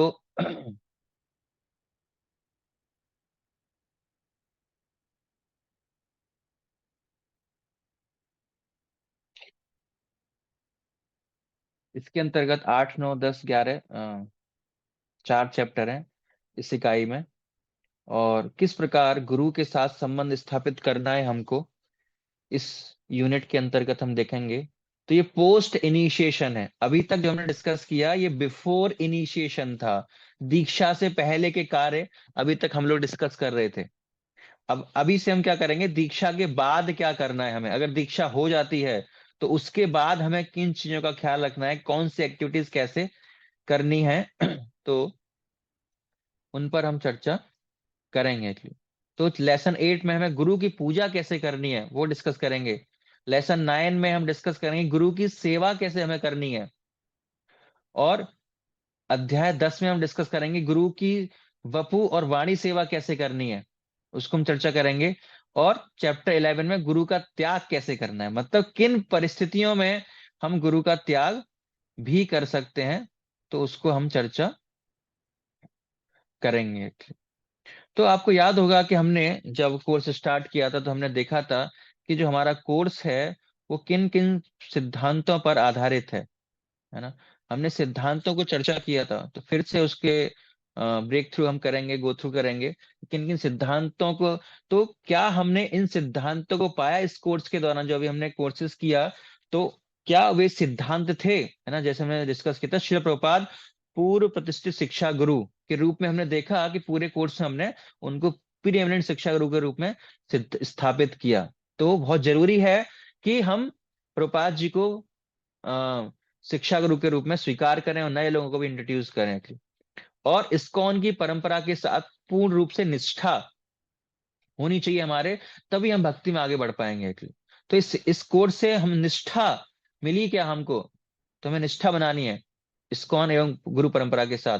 विभिन्न अधिकारियों एवं वरिष्ठ वैष्णवों के प्रति सम्मान, हमें सम्मान का, आदर का भाव रखना है। जितने भी अधिकारी हैं, जितने भी अन्य वैष्णव हैं, तो उनके प्रति भी सम्मान रखना है, गुरुओं के प्रति भी सम्मान रखना है, जो गुरु के साथ लोग हैं उनके प्रति भी हमें सम्मान की भावना रखनी है। दीक्षा गुरु का विवेक पूर्ण चयन, ये हमने सीखा कि किस बुद्धि लगानी है ना। जैसे हम छोटी छोटी चीजें खरीदने के लिए बुद्धि लगाते हैं, 10 बार सोचते हैं कि अच्छा ये चीज नहीं, ऐसी खरीदते हैं, यहाँ सर्च करते हैं, बार्गेनिंग करते हैं, 10 दुकानों पर तलाशते हैं, तब जाकर वस्तु को खरीदते हैं, छोटी सी वस्तु को खरीदने के लिए। तो दीक्षा गुरु को भी हमें बुद्धि लगाकर, काफी एक्सपेरिमेंट कर कर, समय लेकर हमें उनका चयन करना है। जल्दबाजी में नहीं करनी है एक्चुअली कि सेल लगी है चलो आज दीक्षा दे रहे हैं, पता नहीं अगली बार कब होगी, चलो लेते हैं, ऐसा कुछ विचार हमको नहीं लेना है। प्रतिज्ञा के प्रति निष्ठा, है ना, जो हमने व्रत लिए हैं उनके प्रति निष्ठा होनी चाहिए, श्रद्धा होनी चाहिए कि ये प्रतिज्ञा जो मैं ले रहा हूँ ये बिल्कुल सही है। और अनुकरणीय साधना एवं आचरण, है ना, जो हमारी साधना होनी चाहिए बिल्कुल परफेक्ट होनी चाहिए, दृढ़ होनी चाहिए, सीरियस होना चाहिए हमें साधना में, है ना। लोग भी हमसे इंस्पिरेशन हो, हमारा आचरण ऐसा होना चाहिए कि हमारे आचरण से जो दूसरे लोग हैं वो इंस्पिरेशन लें, इंस्पायर्ड हो कि हाँ इनका आचरण बहुत अच्छा है। तो ऐसा हमारा आचरण होना चाहिए कि हमारे आचरण से देख के लगे कि हाँ भक्त का स्वभाव ऐसा होता है, इनको भक्त कह सकते हैं। और हमारे आचरण को देख के लोग इंस्पायर हो कि हाँ मुझे भी आप जैसा बनना है ना। लोग इस्कॉन की तारीफ करें, यार इस्कॉन के भक्त अच्छे होते हैं, आपको देखकर लगे ऐसा, ऐसा ना यार इस्कॉन के भक्त ऐसे होते हैं, मैं कभी इस्कॉन नहीं जाऊंगा। तो ऐसा हमें आचरण नहीं करना चाहिए, आचरण हमें शुद्ध करना चाहिए जिससे कि दूसरी लोग इंस्पिरेशन लें, इस्कॉन विजिट करें, प्रभुपाद को तारीफ करें, इस्कॉन की तारीफ करें। और साथ में गुरु के उपदेशों पर श्रद्धा, है ना, गुरु के उपदेशों पर श्रद्धा होनी चाहिए हमको कि जो वो कह रहे हैं वो सही कह रहे हैं, उनको हमें एज इट फॉलो करना चाहिए, इंटेलिजेंटली श्रद्धा। 8वां है जिज्ञासा, विनम्रता एवं सेवा। इंक्विजिटिव होना चाहिए हमें आगे बढ़ने के लिए, सारे प्रश्नों का उत्तर, डाउट नहीं रखना चाहिए कुछ, विनम्रता का भाव होना चाहिए हमारे अंदर, हम्बलनेस होनी चाहिए, हर चीज को स्वीकार करना है, भगवान की सेवा करनी है। और इसके बाद है सकारात्मक संगति, है ना, पॉजिटिव एसोसिएशन लेना है हमको, डिवोटी एसोसिएशन में रहना है, भक्तों के संग में रहना है, और भक्तों की संग का हमें त्याग करना है। शुद्धता, विशिष्टता एवं सहयोग, है ना, प्योरिटी का पालन करना है ना। और आपस में कॉपरेशन, एक दूसरे को सबको साथ लेकर चलना है हमको, एक दूसरे की हेल्प करनी है हमें भक्ति में आगे बढ़ाने के लिए। भौतिक जगत की तरह एक दूसरे की टांग नहीं खींचनी है, अच्छा ये आगे बढ़ गया उसको ठीक टांग खींच लेते हैं। भौतिक जगत में क्या होता है कि एक दूसरे के पैर खींचते हैं, वो आगे बढ़ रहा है उसको पैर खींचते हैं, नहीं है। आध्यात्मिक जगत में क्या होता है, एक दूसरे की हेल्प करते हैं, तू मेरी हेल्प कर, मैं तेरी हेल्प करता हूँ भक्ति में आगे बढ़ने के लिए। भगवान नाम का विकास एवं प्रचार, और भगवान के नाम का प्रचार करना है हमको और विकास करना है। श्रील प्रभुपाद की शिक्षाओं का आचार एवं प्रचार, तो श्रील प्रभुपाद की जो टीचिंग्स हैं उनको हमें अपने आचरण में भी लाना है और उनका प्रचार भी करना है। अगर हम आचरण में भी नहीं ला पा रहे, प्रचार भी नहीं कर पाए, तो पुस्तकों का वितरण करना है कम से कम, जब तक आचार में नहीं आ रहा है। तो साथ साथ आचार में भी आएगा और साथ साथ प्रचार भी चलता रहेगा। तो ये इन 12 सिद्धांतों का हमें प्रयास करना है अपने जीवन में उतारने का, तब हम भक्ति में आगे बढ़ पाएंगे एक्चुअली। तो ये था गुरु के साथ हमें संबंध स्थापित करना, और 12 सिद्धांत जो हमारा कोर्स जिस पर वैल्यू था, उन सिद्धांतों को हमने यहाँ पर डिस्कस किया है। और अभी हम चर्चा करेंगे हमारा जो लेसन 8 है, गुरु पूजा, कि किस प्रकार हम गुरु पूजा करते हैं। तो सबसे पहले है प्रभुपाद जी की नियमित पूजा, है ना।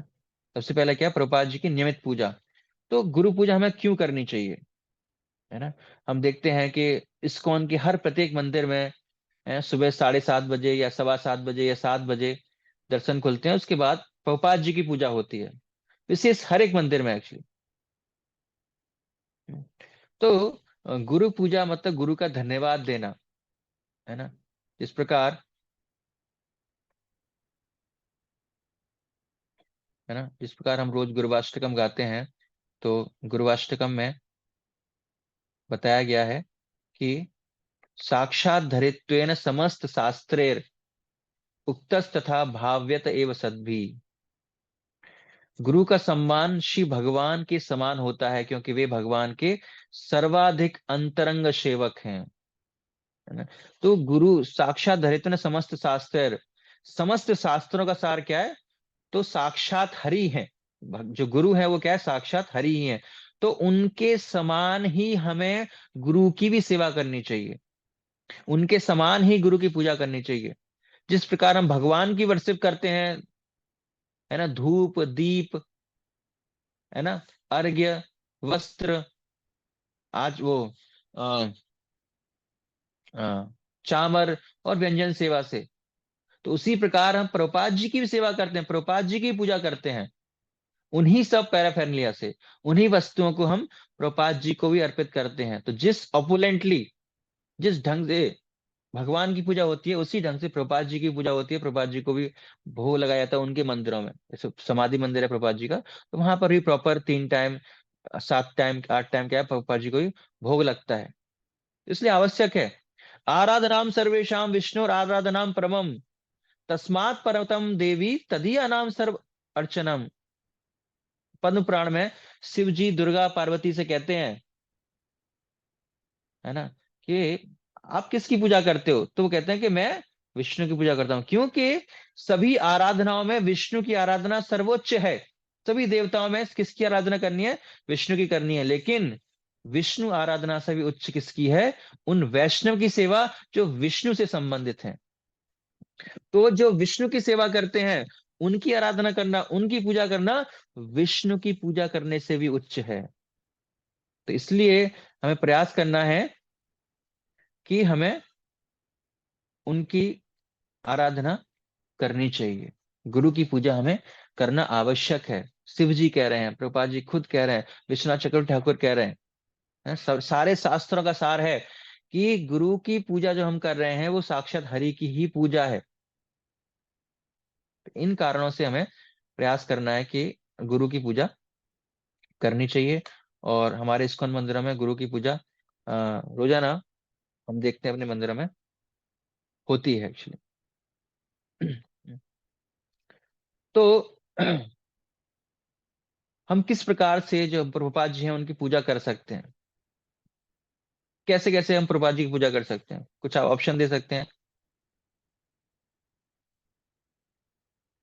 प्रभुपाद जी की पूजा करने के क्या क्या तरीके हो सकते हैं? प्रभुपाद जी की पूजा करने के क्या क्या तरीके हो सकते हैं, विमला माता जी? हरे कृष्णा प्रभु जी, सबसे पहले तो उनके बताए हुए निर्देश पे चलना, 4 नियमों का पालन करना, हाँ, उनके उनकी जो लेक्चर वगैरह सुनना, उनकी उनकी इंस्ट्रक्शंस का हम बुक्सें पालन कर पढ़ना। रहे हाँ हैं, जी, तो हाँ उनकी जी, पूजा ही है, वो भी एक पूजा पूजा है, ही है। इट्स अ काइंड हाँ, ऑफ पूजा। और हाँ जी। कुछ? मनीषा माता जी? हरे कृष्ण प्रभु जी अगर हम उनकी किताबें पढ़ेंगे तो वो भी तो प्रभुपाद जी हाँ, की तो सेवा उनकी ही है हम प्रभु जी। किताबें पढ़ रहे हैं तो वही पूजा है। ठीक है, संध्या माता जी? मंदिर में सेवा करके, कोई भी मंदिर सेवा में करके। सेवा कर रहे हैं तो वही गुरु की पूजा है। ठीक है, अमित प्रभु? अगर हम लोग ग्लोरीफाई कर रहे हैं श्रील प्रभुपाद। हाँ, तो उनका गुणगान कर रहे हैं हम भक्तों के बीच, तो वो भी एक क्या है? पूजा है। ऋतु माता जी? गुरु जी, प्रभुपाद जी की जो नियम और जो उन्होंने बोला है 16 माला, जब उनको अच्छे हम्म से पालन करेंगे। तो जो इनकी इंस्ट्रक्शंस का पालन करके, उनकी व्यास पूजा मनाकर, दैनिक गुरु पूजा जो हम करते हैं उसको पार्टिसिपेट कर कर, उनकी पुस्तकें पढ़कर उनको प्रणाम अर्पित कर सकते हैं, वो भी पूजा है। उनकी उनके जो विग्रह है उनको ऑल्टर में रखकर, मंदिर में स्थापित कर कर, है ना, आदि बिंदुओं को मिलकर हम प्रभुपाद जी की पूजा कर सकते हैं।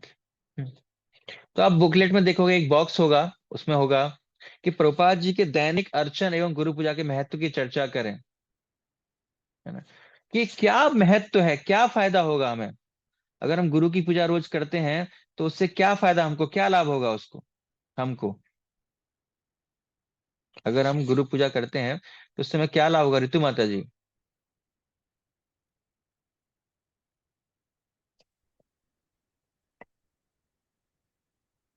अगर हम गुरु की पूजा करते हैं तो उससे क्या लाभ होगा हमको?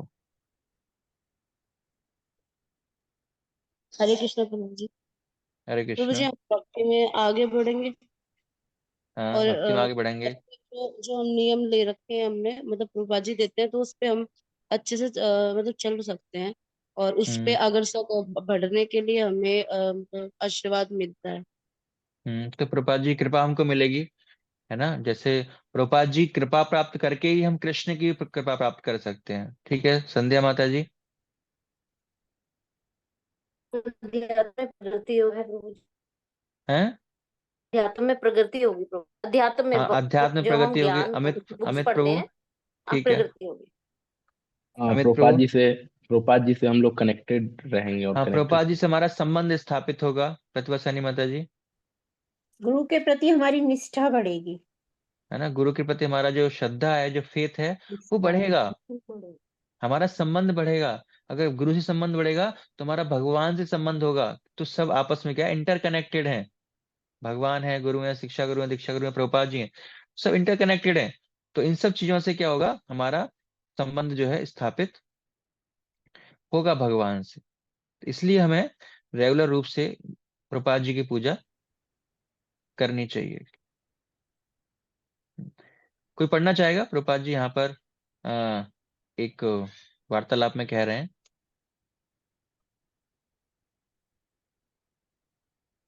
अमृत कौर माता जी। हरे कृष्ण प्रभु जी।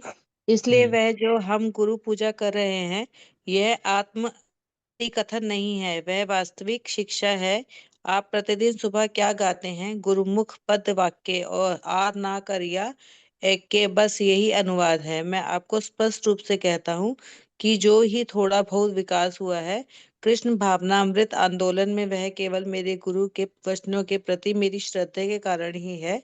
आप भी ऐसा ही करें और आप हर प्रकार से सफल होवेंगे। तो प्रभुपाद जी कह रहे हैं कि जो आप देख पा रहे हो, जो कुछ भी इस्कॉन में, जो कुछ भी थोड़ा बहुत सफलता प्राप्त हुई है, क्यों हुई है? क्योंकि मेरी अपने गुरु के वचनों में अटूट श्रद्धा है। तो जब हम गुरु पूजा करते हैं तो हमारे प्रभुपाद जी के वचनों में श्रद्धा बढ़ती है। और अगर हमारे प्रभुपाद जी के वचनों में श्रद्धा बढ़ेगी तो क्या होगा, हम भक्ति में आगे बढ़ पाएंगे, हम आगे भक्ति में सफलता प्राप्त कर पाएंगे। तो ये सफलता की कुंजी है, सफलता का सूत्र है। अगर हम भक्ति में आगे बढ़ना चाहते हैं, सफलता प्राप्त करना चाहते हैं, तो हमें गुरु के वचनों में, गुरु में श्रद्धा होनी ही पड़ेगी। वो कैसे आएगी? जब हम गुरु की पूजा इत्यादि करेंगे तो वो श्रद्धा हमारे जीवन में आएगी actually। और ये तो हो गई प्रभुपाद जी की पूजा के बारे में। प्रभुपाद जी की पूजा हमें नित्य रूप से करनी चाहिए, और जो मंदिरों में होती भी है तो हमें उसमें पार्टिसिपेशन करना चाहिए। हमें प्रयास करना चाहिए, जैसे हम मंगल आरती जाने का प्रयास करते हैं उसी प्रकार गुरु पूजा में जाने का प्रयास करें, है ना। हम देखो मंगल आरती का प्रयास करते हैं, गौर आरती का प्रयास करते हैं, लेकिन हम कभी ऐसे अपना शेड्यूल नहीं बनाते कि गुरु पूजा में हम जाएंगे। तो हमें प्रयास करना चाहिए कई बार कि हम गुरु पूजा अटेंड करें। जिस प्रकार हफ्ते, एक दो दो हफ्ते में मंगल आरती अटेंड करनी चाहिए, तो गुरु पूजा भी अटेंड करनी चाहिए हमको। ऐसा नहीं है कि कभी कभी कोई स्पीकर आ रहा है, हम डायरेक्ट कहाँ जा रहे हैं, खाली हम क्लास के समय पहुंच रहे हैं, 8:30 8:30 तक पहुंच रहे हैं, क्लास अटेंड कर रहे हैं। नहीं, ऐसा नहीं होना चाहिए।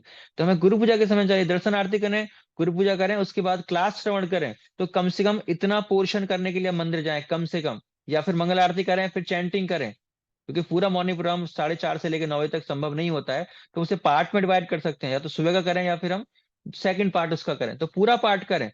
ऐसा नहीं है जयराधा मतलब भूल गया, सारा सब कुछ लोग हो गया, हम 8:20 8:30 तक पहुंच रहे क्लास में खाली खाना पूर्ति के लिए। ऐसा नहीं होना चाहिए, समय से जाना चाहिए हमको, और गुरु पूजा का हमें लाभ उठाना चाहिए। इसके बाद हमें जो इस्कॉन में अभी वर्तमान शिक्षा गुरु हैं, दीक्षा गुरु हैं, उनके पूजा के तरीके सीखने हैं कि उनकी हम पूजा किन प्रकार से कर सकते हैं। जो अगर हम गुरु की पूजा कर रहे हैं तो उन गुरु की पूजा के क्या क्या तरीके हो सकते हैं, तो बताना चाहेगा?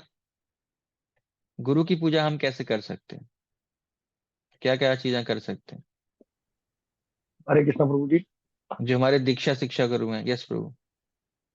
हाँ जी प्रभु जी, जो मतलब जो स्टेशन मतलब कि जो हमारे प्रभु जी हमें मतलब कि कुछ भी मतलब कि आदेश दें, तो हमें उनको मतलब कि अच्छे और सख्ती से मतलब कि उनका पालन करना चाहिए। हम्म। तो इनकी शिक्षाओं का पालन कर सकते हैं, ठीक है। और कोई भक्त बताना चाहते हैं कि गुरु की पूजा हम कैसे कर सकते हैं?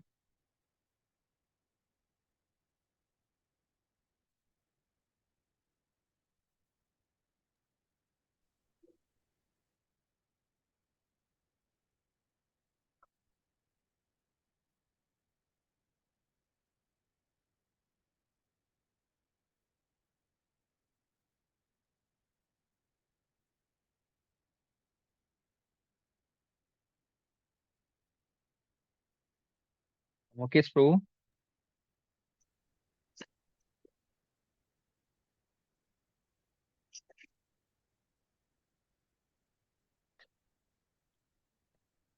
मुकेश प्रभु, भारती माता जी, हरे प्रभु कृष्णा। जी यस माता जी, बोलिए। प्रभु जी, प्रभुपाद जी की जो टीचिंग्स हैं उनको सीरियसली फॉलो करके भी हम अपने शिक्षा दीक्षा गुरु की पूजा कर सकते हैं। यहाँ पर पर्सनली पूजा की बात चल रही है। मैं आपको बताता हूँ कि जैसे आप बुकलेट देखोगे तो उसमें पूजा के माध्यम दे रखे हैं कि इस्कॉन के गुरुओं की पूजा हम प्रणाम मंत्र बोल के कर सकते हैं, है ना। है ना, हम अपने दीक्षा गुरु के आने पर उनको प्रणाम मंत्र कर सकते हैं, है ना, जिससे कि उनको वो लोग याद कर पाए, है ना। उनको प्रणाम करके हम पूजा कर सकते हैं, उनकी आरती कर सकते हैं, आरती क्रिया कर सकते हैं, है ना। आरती लंबे करते हैं पुजारी का ऑल्टर के बजाय पूजा की थाली में, है ना। तो उनकी हम आरती के समय उनको इन्वॉल्व करते हैं, तो आरती कर सकते हैं उनकी। उनकी गुरु पूजा हम कर सकते हैं, प्रभु जी है ना। उनके जैसे पद प्रक्षालन कर सकते हैं। हाँ, पाद पाद प्रक्षालन कर सकते हैं उनके हम। कृष्ण। हाँ, तो उनका भी क्या, हम पाद प्रक्षालन भी कर सकते हैं। और गुरु पूजा उनकी हम ऑल्टर के अंदर नहीं कर सकते, हम टेम्पल हॉल के भी अंदर नहीं कर सकते हैं, लेकिन हम मंदिर के बाहर जाकर किसी पर्सनल रूम में शिष्यों के साथ उनकी कर सकते हैं। तो शिष्यों को पूजा करने के लिए मंदिर प्राधिकरण की सुविधाएं प्रदान करनी चाहिए, है ना। तो हम किसी रूम में जाकर पर्सनली उनकी गुरु की पूजा कर सकते हैं, लेकिन सार्वजनिक रूप से पब्लिकली उनका नाम नहीं कर सकते। तो इस तरह हम पूजा हरे कृष्ण इत्यादि प्रभु जी। कर सकते हैं। इस्कॉन के लॉज हैं इस कंटेस्ट में। प्रभु जी उनमें गोपाल कृष्ण स्वामी महाराज भी आते हैं। एक मिनट बताइए, हम प्रश्न लेते हैं, पहले हम इस टॉपिक को कंप्लीट कर देते हैं। जी। तो इस्कॉन के गुरुओं की व्यवहारिक पूजा, है ना, मंदिर एवं मंदिर संबंधित कार्यक्रम में आरती समय करते समय पुजारी अपने दीक्षा गुरु की एक छोटी सी चित्र आरती की ट्रे या टेबल पर रख सकता है, जब गुरु इस्कॉन द्वारा अच्छी स्थिति में प्रमाणित हो।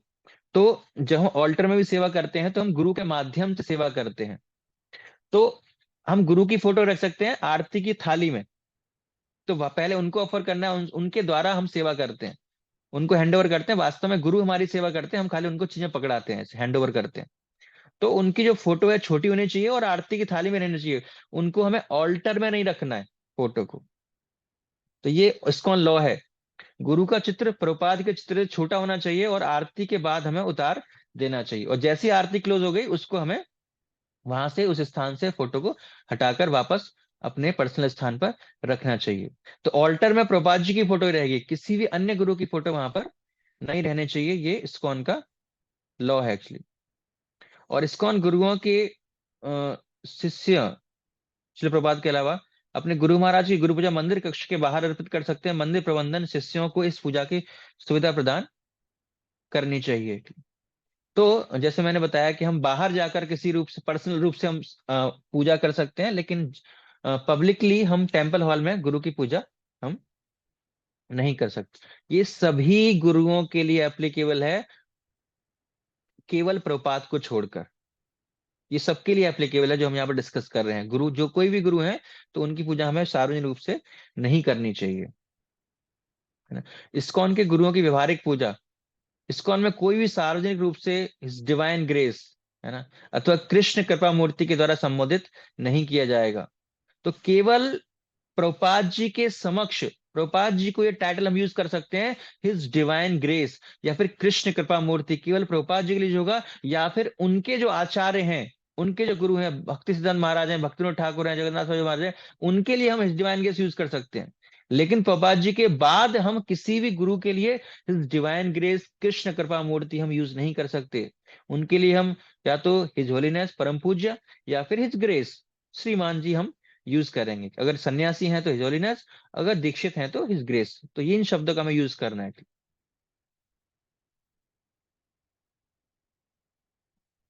और ना किसी रूप से अंत में पाद या देव के द्वारा हम लगाना है। तो शिष्य अपने शिक्षा अथवा दीक्षा गुरु को गुरुदेव अथवा गुरु महाराज कहकर संबोधित कर सकते हैं। बाकी अन्य टाइटल्स का हमें प्रयोग हमें नहीं करना है। तो इन चीजों का हमें ध्यान रखना है कि इन माध्यमों से हम जो गुरु की पूजा इत्यादि हम कर सकते हैं। तो वहां से पूजा हटा सकते हैं और जो प्रतिबंध उपाधियां हैं उनको हमें प्रयास करना चाहिए, उनको हिज डिवाइन ग्रेस हमें शब्द यूज नहीं करना है। और दूसरा, हमें गुरु का स्वागत, गुरु का हम स्वागत कर सकते हैं, अन्य वैष्णवों का हम स्वागत भी कर सकते हैं। जैसे प्रभुपाद जी यहाँ पर बता रहे हैं हमको, है ना, कि वैष्णव एवं इस्कॉन गुरुओं के स्वागत के कार्यक्रम कम आडंबर युक्त होने चाहिए, जैसा कि एक आसन प्रदान करना, प्रसाद प्रदान करना एवं कुछ पीने के लिए पुष्पहार प्रदान करना और कीर्तन करना के लिए। तो सिंपल होना चाहिए। तो जब जब कोई वैष्णव आए या इस्कॉन के गुरु आए तो उनके हमें स्वागत के लिए आसन प्रदान करना चाहिए, प्रसाद देना चाहिए उनको, और कुछ पीने के लिए पुष्पहार इत्यादि हमें कीर्तन, और उनके आगमन पर हम कीर्तन भी कर सकते हैं। तो इस तरह भी हम गुरु की पूजा हम कर सकते हैं, वैष्णव की पूजा हम कर सकते हैं। तो ये कुछ तरीके हैं जिससे हम जो हमारे शिक्षा या दीक्षा गुरु हैं उनकी पूजा इत्यादि हम कर सकते हैं। इसके बाद है व्यास पूजा और तिरुभाव महोत्सव, है ना। जैसे जो हमारे गुरु हैं या जो हमारे प्रेजेंट वर्तमान में गुरु हैं, तो उनकी हम व्यास पूजा मनाते हैं, है ना, या उनका तिरुभाव तिथि हम मनाते हैं। तो आपको याद करना है कोई ऐसा इंसिडेंट, सोचना है कि जब आपने किसी व्यास पूजा में उस समय भाग लिया हो, चाहे वो श्री प्रभुपाद की व्यास पूजा है, चाहे किसी शिक्षा या दीक्षा गुरु की पूजा है, या आपकी दीक्षा गुरु की पूजा है, या आपके जिनसे आप इंस्पायर हैं उनकी पूजा है, या किसी अन्य गुरु की व्यास पूजा है एक्चुअली। तो आपका क्या अनुभव रहा है वहां से, आपका क्या एक्सपीरियंस है जब आपने ऐसी व्यास पूजा को आपने देखा है, आप उस ऐसी व्यास पूजा में शामिल हुए हो, तो आपका क्या अनुभव है?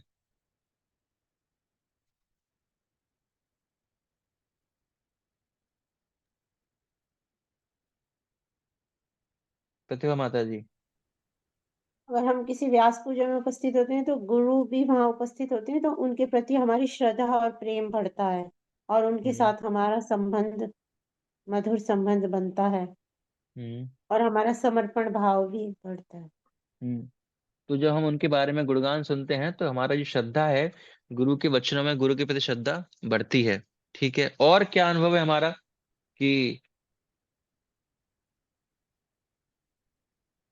जब हम प्रतिभा, अच्छा आप कहोगे माता जी, और कोई भक्त जानना चाहते हैं कि क्या हमें, जब हमने क्या एक्सपीरियंस रहा है हमारा, कैसा लगता है हमको जब हम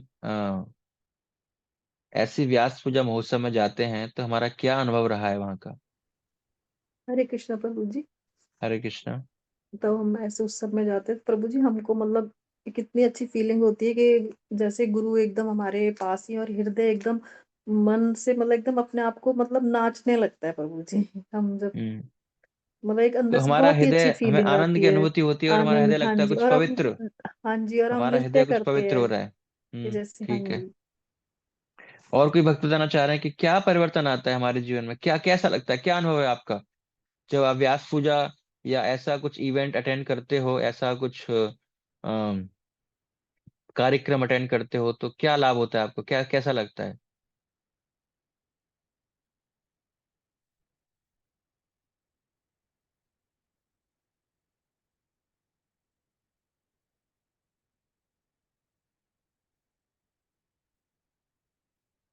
दीपा माता जी। प्रभु जी ग्लोरिफिकेशन होता है तो उनके बारे में जानने को मौका मिलता है, बहुत सारी चीज। हम्म तो जब जब गुरु का ग्लोरिफिकेशन होता है तो उनके बारे में जानने का मौका मिलता है हमको, है ना। जब अन्य सीनियर भक्त बोलते हैं तो हमें उनके गुरु के जो बहुत गुह्यतम लीलाएं हैं या गुह्यतम चीजें हैं, वो भी सीक्रेट्स हमें पता चलते हैं कि अच्छा ऐसे महाराज के, अच्छा इतना पता, मुझे तो पता भी नहीं था आज तक। तो हमारा जो श्रद्धा है, जो फेथ है, और बढ़ता है एक्चुअली, है ना। तो ऐसे अनुभवों से हम कई सारे सिद्धांत जो हैं उनको हम प्राप्त कर सकते हैं, है ना। सिद्धांत क्या है कि व्यास पूजा में प्रतिभाग व्यक्ति के गुरुपद आश्रय को पुनः स्थापित करता है ना। तो मतलब हमें लगता है कि हाँ, हम गुरुपद आश्रय में हम और ज्यादा शामिल हो रहे हैं एक्चुअली, तो हम सही आश्रय में हैं, हम आश्रय और हमारा बढ़ रहा है, हमारा जो फेथ है वो और बढ़ रहा है, मतलब हम और आश्रय ले रहे हैं अपने गुरु का, तो ये सिद्धांत हम अपने जीवन में अप्लाई करते हैं, या गुरु के प्रति प्रशंसा गहन करने में सहायता करता है ना। उनके लिए हम ग्रेटफुल ज्यादा बनते हैं, है ना। जब हम इतनी महान गुणों को देखते हैं, उनके कंट्रीब्यूशन के बारे में सुनते हैं, उनकी सेवाओं के बारे में सुनते हैं, तो हमें पता ही नहीं था, तो हम और ग्रेटफुल होते हैं कि इतना त्याग का जीवन जी रहे हैं, इतना मेहनत कर रहे हैं, वो इतना सेवा कर रहे हैं, उनका इतना सेवा भाव है, उनके अंदर इतने गुण हैं, तो उनके प्रति हमारी कृतज्ञता बढ़ती है ना। उनकी जब हम प्रशंसा सुनते हैं, उनके गुणों को सुनते हैं, तो हमारी कृतज्ञता क्या है, उनके प्रति बढ़ती है, और हमारा फेथ बढ़ता है। व्यास पूजा का महत्व समझ में आता है फिर हमको, है ना, कि व्यास पूजा क्यों आवश्यक है, कि अपने गुरु से संबंध को बरकरार रखने के लिए ये व्यास पूजा का बहुत जरूरी है एक्चुअली। तो भविष्य में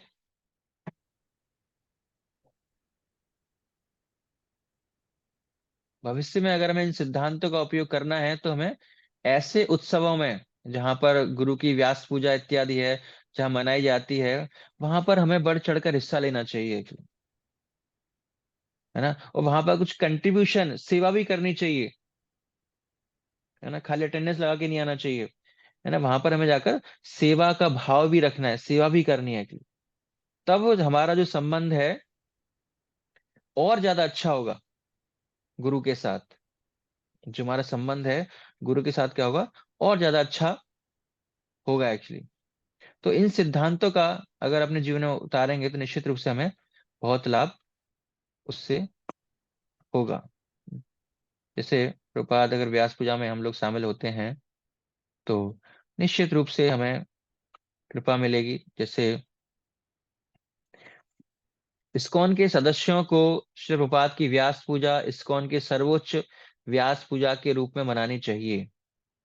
सभी इस्कॉन के सदस्यों से अनुरोध है कि वे श्री प्रपात को साल में कम से कम एक बार ऑफरिंग लिखें। तो ये आवश्यक है हमारे लिए कि उनके कंट्रीब्यूशन को याद करना, उनके योगदान को याद करना, प्रभुपाद जी का जो योगदान है हमारे जीवन में, और उनको ऑफरिंग के रूप में लिखना, ये हमारा कर्तव्य है। हमें साल में एक बार ऐसा करना ही चाहिए, है ना। और प्रभुपाद जी के व्यास पूजा जो मनानी चाहिए, सर्वोच्च रूप से, अच्छी तरह से, बहुत धूमधाम से हमें सेलिब्रेट करनी चाहिए। कोई कंजूसी नहीं करनी चाहिए उसमें। जितना हमारा सामर्थ्य है, जितनी हमारी योग्यता है, उसके बियॉन्ड जाकर हमें प्रभुपाद जी की व्यास पूजा को सेलिब्रेट करना चाहिए। लार्ज स्केल पे, एक भव्य स्तर पर हमें प्रभुपाद जी की व्यास पूजा मनानी चाहिए। और उनके प्रति अपना आभार व्यक्त करने के लिए हमें ऑफरिंग एक पत्र रूप में हमें लिखना चाहिए कि मैं कितना ग्रेटफुल हूं, आपका कितना कंट्रीब्यूशन है, आपकी कृपा से मैं इस साल में ये एक चीजें कर पाया, मैंने ये चीज ऐड की, इन कार्यों को मैं कर पाया, इन बुराइयों से मैं निकल पाया। तो जो आपके जीवन में कंट्रीब्यूशन है, योगदान है प्रभुपाद जी का, उन ऑफरिंग के माध्यम से हमें उनको भी व्यक्त करना चाहिए। श्री प्रभुपाद एवं प्रत्येक भक्त के साथ उनके संबंध पर अधिक ध्यान देने के लिए एक शिक्षा अथवा दीक्षा गुरु साल में एक बार अपनी व्यास पूजा पर इस्कॉन की संपत्ति पर गुरु पूजा स्वीकार कर सकता है। यह उत्सव मंदिर कक्ष में किया जा सकता है। तो साल में एक बार, है ना, साल में एक बार जो हमारे दीक्षा शिक्षा गुरु हैं, उनकी व्यास पूजा भी हम मना सकते हैं, मंदिर कक्ष में इसको मना सकते हैं। तो ऐसा इस्कॉन लॉ है।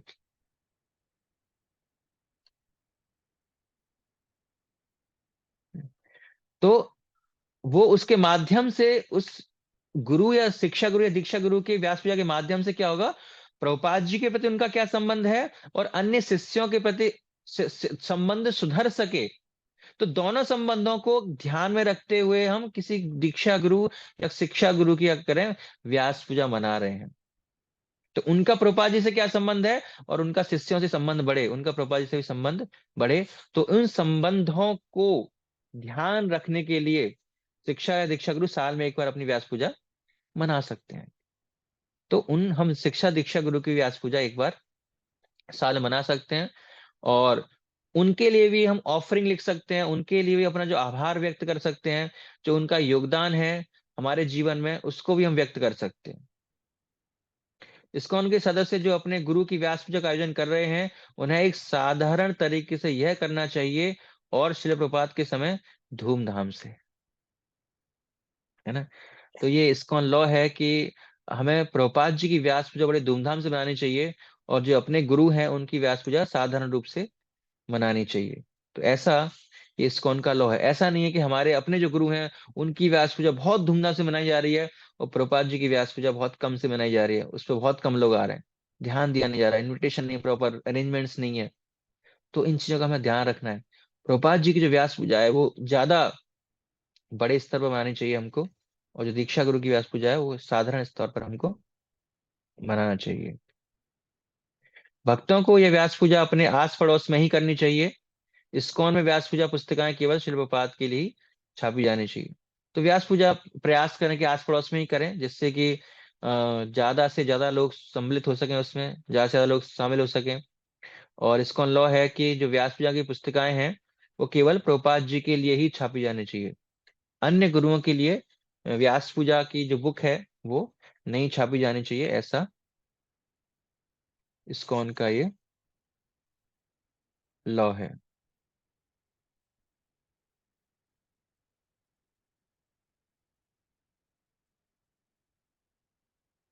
ठीक है, तो यहां तक कोई प्रश्न है किसी का? व्यास पूजा गुरु की पूजा से संबंधित कोई प्रश्न है किसी का?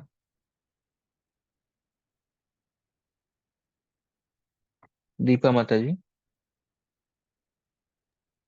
मुझे जैसे जो भी व्यास पूजा है या फिर तिरुभाव दिवस है, तो और बाकी चीजें जैसे हमने पढ़ी कि ये पुस्तिकाएं भी हैं प्रभात के लिए ही छापी जाए, तो जानी चाहिए। वो हम इसलिए करते हैं, कर मतलब ऐसा लो इसलिए क्योंकि जो फाउंडर आचार्य का जो रोल है और जो उनकी पोजीशन है उनको उसको मेंटेन करने के लिए किया हम्म जा रहा है ये।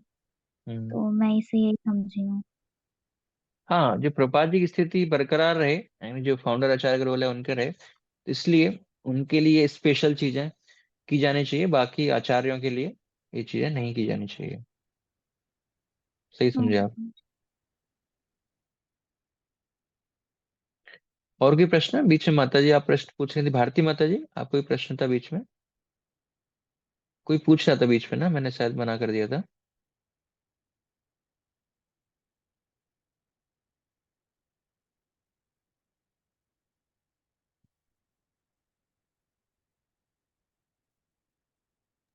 हरे कृष्णा प्रभु जी। प्रभु हरे जी कृष्ण। जैसे आपने बताया था ये प्रणाम मंत्र का, इसमें हम्म ये लिखा हुआ है प्रभुपाद के प्रणाम प्रणाम मंत्र का पहला भाग प्रणाम करते समय पढ़े, इसका क्या मतलब हुआ? पहला भाग क्या हुआ प्रभु जी? वो तो पूरा ही पढ़ा जाएगा ना? हाँ, एक्चुअली उसमें क्या है कि कम से कम पहला पढ़ें, पूरा पढ़ें अच्छी बात है, लेकिन कम से कम पहला पढ़ें। एक्चुअली जो प्रणाम मंत्र है वो पहला ही एक लाइन है, दूसरा मंत्र जो है वो ग्लोरिफिकेशन है, गुणगान है। तो कम से कम पहला तो पढ़े ही पढ़ें जब प्रणाम करें हम, तो कम से कम है वो। आप पूरा पढ़ो, कोई दिक्कत नहीं, उसमें कोई इशू नहीं है। धन्यवाद प्रभु जी। तो व्यास पूजा का क्या रहस्य है ना, वो हम देखते हैं। उपाध्याय जी कह रहे हैं कि यहाँ है श्री व्यास पूजा का रहस्य। जब हम श्री कृष्ण श्री भगवान की लीलाओं का श्रवण करते हैं, हमें तब गर्व होता है कि हम उनके नित्य सेवक हैं, और हम हर्षित होकर आनंद पूर्वक नृत्य करते हैं। मेरे दिव्य गुरु की जय हो, जिन्होंने अपनी असीम कृपालु स्वभाव के कारण हमारे हृदय में नित्य जीवन का यह दिव्य आंदोलन प्रारंभ किया है। आइए हम उनके चरणों में प्रणाम अर्पित करते हैं, है ना। तो हमें दिव्य अनुभव होता है जब हम गुरु की व्यास पूजा में, है ना, ऐसा कुछ हम निष्कर्ष निकालते हैं, तो हमें दिव्य अनुभव होता है। तो ये रहस्य है कि गुरु के थ्रू, प्रभुपाद जी के थ्रू जो कृष्ण की कृपा है हम तक पहुंचेगी, है ना। तो हम एक तरह से ग्रेटफुल, अपनी कृतज्ञता व्यक्त करें। व्यास पूजा मतलब अपनी कृतज्ञता को व्यक्त करना गुरु के प्रति। अपनी हम क्या कर रहे हैं? अपनी कृतज्ञता को अपने गुरु के प्रति व्यक्त कर रहे हैं। कि जिन्होंने कृष्ण की कृपा प्राप्त करके कृपालु स्वभाव के कारण हमारे हृदय में जीवन का यह दिव्य आंदोलन प्रारंभ किया है, हमारा हृदय परिवर्तन कर दिया है, हमारे जीवन में इतना कंट्रीब्यूशन है उनका, तो उसको हम क्या है, सब साथ मिलकर क्या करते हैं, अपने गुरु का गुणगान करते हैं। इसलिए हमें ये गुरु पूजा निश्चित रूप से, नियमित रूप से करनी चाहिए। तो गुरु की नियमित सेवा अगर हम उपरोक्त मानकों के आधार पर करते हैं, जो हमने सिद्धांत अभी डिस्कस किए हैं, तो अपने गुरु की पूजा उपयुक्त सिद्धांतों के आधार पर हम करते हैं, तो उससे हमें क्या लाभ होगा? अगर जो इस्कॉन लॉ के जो सिद्धांत बताए गए हैं हमको, उन सिद्धांतों का उपयोग करते हुए अपने गुरु की हम पूजा अर्चना करते हैं, तो उससे हमें क्या लाभ होगा? हरे कृष्णा प्रभु जी। जी विमला प्रभु जी, माता जी। उससे हमारा एकदम अंतरकरण एकदम शुद्ध हो जाता है और हम भक्ति के मार्ग में आगे बढ़ते जाते हैं और हम अपने लक्ष्य को प्राप्त करने में ठीक है, सफल। शुद्धिकरण होगा हाँ हमारा। और हाँ कोई भक्त जी। बताना चाहेंगे क्या क्या क्या फायदा होगा हमको? दीपा माता जी। मोर ऑथेंटिक तरीके से एंड प्रॉपर तरीके से हम ऑफर कर पाएंगे हाँ, प्रॉपर गुरु तरीके की से हम सेवा। सेवा कर पाएंगे। ठीक है, और कोई भक्त?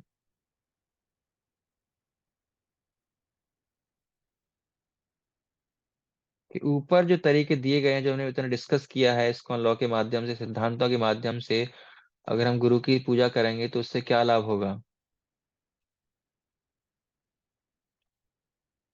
तो उससे हमें लाभ हो सकते हैं, है ना, जो प्रभुपाद जी की स्थिति है वो एज इट इज बनी रहेगी, है ना, भविष्य में भी कोई इस्कॉन को सरपास नहीं कर सकता है, तो वो स्थिति बनी रहेगी। भारती नेगी माता जी। जी प्रभु जी, गुरु परंपरा की कृपा भी हमें प्राप्त होगी। हम्म है ना, तो जो अगर हम उस सिद्धांतों का पालन करेंगे तो परंपरा की, जो गुरु परंपरा है उनकी कृपा प्राप्त होगी, और किसी को हम सरपास नहीं करेंगे, है ना। ऐसा यानी अगर हम गुरु की पूजा प्रपात की व्यास से अच्छा अच्छी बनाएंगे तो हम प्रपात जी को सरपास करें, तो प्रपात जी की पोजीशन हट सकती है धीरे धीरे, और एक दिन ऐसा आएगा कि प्रपात जी को सब भूल जाएंगे। तो इसीलिए इन सिद्धांतों का पालन करना ही करना है। हमें गुरु को अपने आगे नहीं रखना है। गुरु हमारी प्राइवेट चीजें हैं, पर्सनल चीजें हैं। प्रभुपाद जी सबके लिए हैं, तो प्रभुपाद जी की फोटो ही लगाएं ऑल्टर में इत्यादि में। लेकिन अगर हम घर पर, अगर हम ऑल्टर में यूज कर रहे हैं, तो वहां पर हम गुरु की फोटो लगा सकते हैं। जो घर का ऑल्टर हमारा पर्सनल है, वो सार्वजनिक नहीं है। लेकिन मंदिरों में हम किसी गुरु की फोटो नहीं लगा सकते, वहां पर प्रभुपाद जी की चित्र ही रहेगा। तो आपस में समन्वय बना रहेगा, है ना। अगर मान लो कि किसी के दीक्षा गुरु वो हैं तो उनकी फोटो लगी हुई है, और दूसरा व्यक्ति बोलेगा मेरे भी गुरु की फोटो लगनी चाहिए वहां पर, तो आपस में क्या है, मिसकम्युनिकेशन, लड़ाई झगड़ा होने की संभावना रह सकती है। लेकिन प्रभुपाद जी की होगी तो प्रभुपाद क्या है, सेंट्रल व्यक्ति हैं, प्रभुपाद सबके हैं। तो उससे क्या है, आपस में भी समन्वय बना रह सकता है, अगर हम उपरोक्त मानकों के आधार पर सेवा करते हैं, तो आपस में क्या होगा, समन्वय बना रहेगा, आपस में कोई लड़ाई झगड़ा नहीं होगा। लेकिन अगर फोटो रखेंगे, ज्यादा व्यास पूजा मनाएंगे, बड़ी व्यास पूजा मनाएंगे, तो लगभग लगा कि इनकी व्यास पूजा मनी ऐसी, मैं भी इतनी अच्छी तरह से व्यास पूजा मनाऊंगा। तो इन चीजों का हमें अच्छी तरह से ध्यान रखना है कि जो नियमित रूप से पूजा करनी है, लेकिन जो उपरोक्त मानक दिए हैं, जो सिद्धांत दिए हैं, उन्हीं सिद्धांतों के आधार पर हमें करना है। तो इस अध्याय के दौरान हमने डिस्कस किया कि प्रभुपाद जी की नियमित पूजा हमें क्यों करनी है, क्या लाभ होगा, प्रभुपाद से कनेक्शन हमारा बना रहेगा, गुरु पूजा का क्या महत्व है। प्रभुपाद जी का साक्षात धरे तो ने समस्त शास्त्र, है ना। तो साक्षात हरि के समान ही हम पूजा करेंगे, और भगवान की कृपा हमको मिलेगी अगर हम गुरु की पूजा करते हैं। उनसे हमारा संबंध बना रहेगा, उनमें फेथ, हमारा श्रद्धा बढ़ेगी। और इस्कॉन के गुरुओं की औपचारिक व्यास पूजा किस तरह बना सकते हैं, उनका गुणगान कर सकते हैं, है ना। अपनी जो कृतज्ञता है, हमारे जीवन में जो कंट्रीब्यूशन है, कृतज्ञता व्यक्त कर सकते हैं, जिससे कि उनसे हमारा संबंध, उनके प्रति हमारा फेथ, श्रद्धा बढ़े, जिससे कि हम भक्ति में आगे बढ़ पाए। तो ये सब काम करेंगे तो निश्चित रूप से हमारी जो भक्ति में जो है श्रद्धा बढ़ेगी। और लास्ट में प्रभुपाद कहते हैं, भगवान कह रहे हैं, ये में मक्त वजना पार्थ न में भक्ता चते जना, मद भक्ता नाम चये भक्तास, ते में भक्ता तमामता। तो जो मेरे प्रत्यक्ष भक्त हैं वह वास्तव में मेरे भक्त नहीं है। आदि पुराण में कृष्ण अर्जुन से कह रहे हैं, बहुत महत्वपूर्ण पॉइंट है। जो मेरे प्रत्यक्ष भक्त हैं वास्तव में वे मेरे भक्त नहीं है। वास्तव में मेरे भक्त वही हैं जो मेरे भक्तों के भक्त हैं, है ना। तो भगवान कह रहे हैं कि जो मेरे भक्त का भक्त है वास्तव में वो मेरा भक्त है। मतलब जो मेरे भक्तों की पूजा करता है, भक्तों की श्रद्धा करता है, भक्तों की सेवा करता है, वास्तव में वो मेरा भक्त है। डायरेक्ट जो मेरी सेवा कर रहा है वो उतना बड़ा अच्छा भक्त नहीं है। इसीलिए हमें गुरु पद आश्रय में गुरु की सेवा करना, गुरु की पूजा करना चाहिए, जिससे कि हम भगवान की कृपा को आकर्षित कर पाए, भक्ति में आगे बढ़ पाए। तो अगर भक्ति में आगे बढ़ना है तो हमें गुरु को प्रसन्न करना होगा। गुरु हमारे समक्ष हैं, वो आसानी से उपलब्ध है, हम देख भी सकते हैं कि हमारे कार्यों से प्रसन्न है कि नहीं, पूछ भी सकते हैं। भगवान को तो पूछ भी नहीं सकते हम, पता नहीं प्रसन्न है कि नहीं है। तो इसीलिए जो गुरु हैं वो भगवान के प्रतिनिधि हैं, तो उनसे हमें पूछना है क्या आप कार्यों से हमारे प्रसन्न है। अगर गुरु प्रसन्न है तो भगवान भी प्रसन्न है। तो इस तरह नियमित रूप से गुरु पूजा के लाभ हमें होंगे। हरे कृष्णा कृष्णा कृष्णा हरे हरे, हरे राम राम राम हरे हरे। कोई प्रश्न है किसी का यहाँ तक?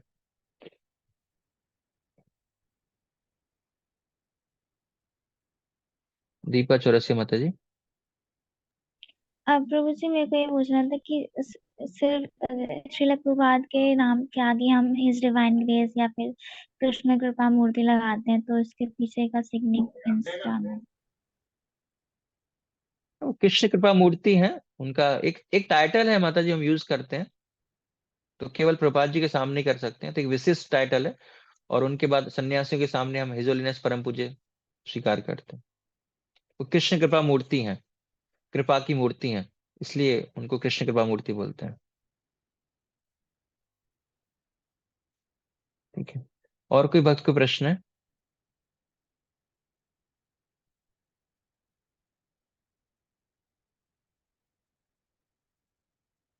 ठीक है, तो यहाँ पर हम विराम देते हैं। तो नेक्स्ट क्लास हमारी कल होगी, जिसमें हम 9, 10, 11 चैप्टर कंप्लीट करने का प्रयास करेंगे। बाकी फिर एक क्लास और होगी हमारी, जो अगले मंडे, नेक्स्ट वीक होगी मंडे को, जहाँ पर हम कोर्स खत्म कर देंगे। ठीक है, हरे कृष्णा कृष्णा कृष्णा हरे हरे, हरे राम राम राम।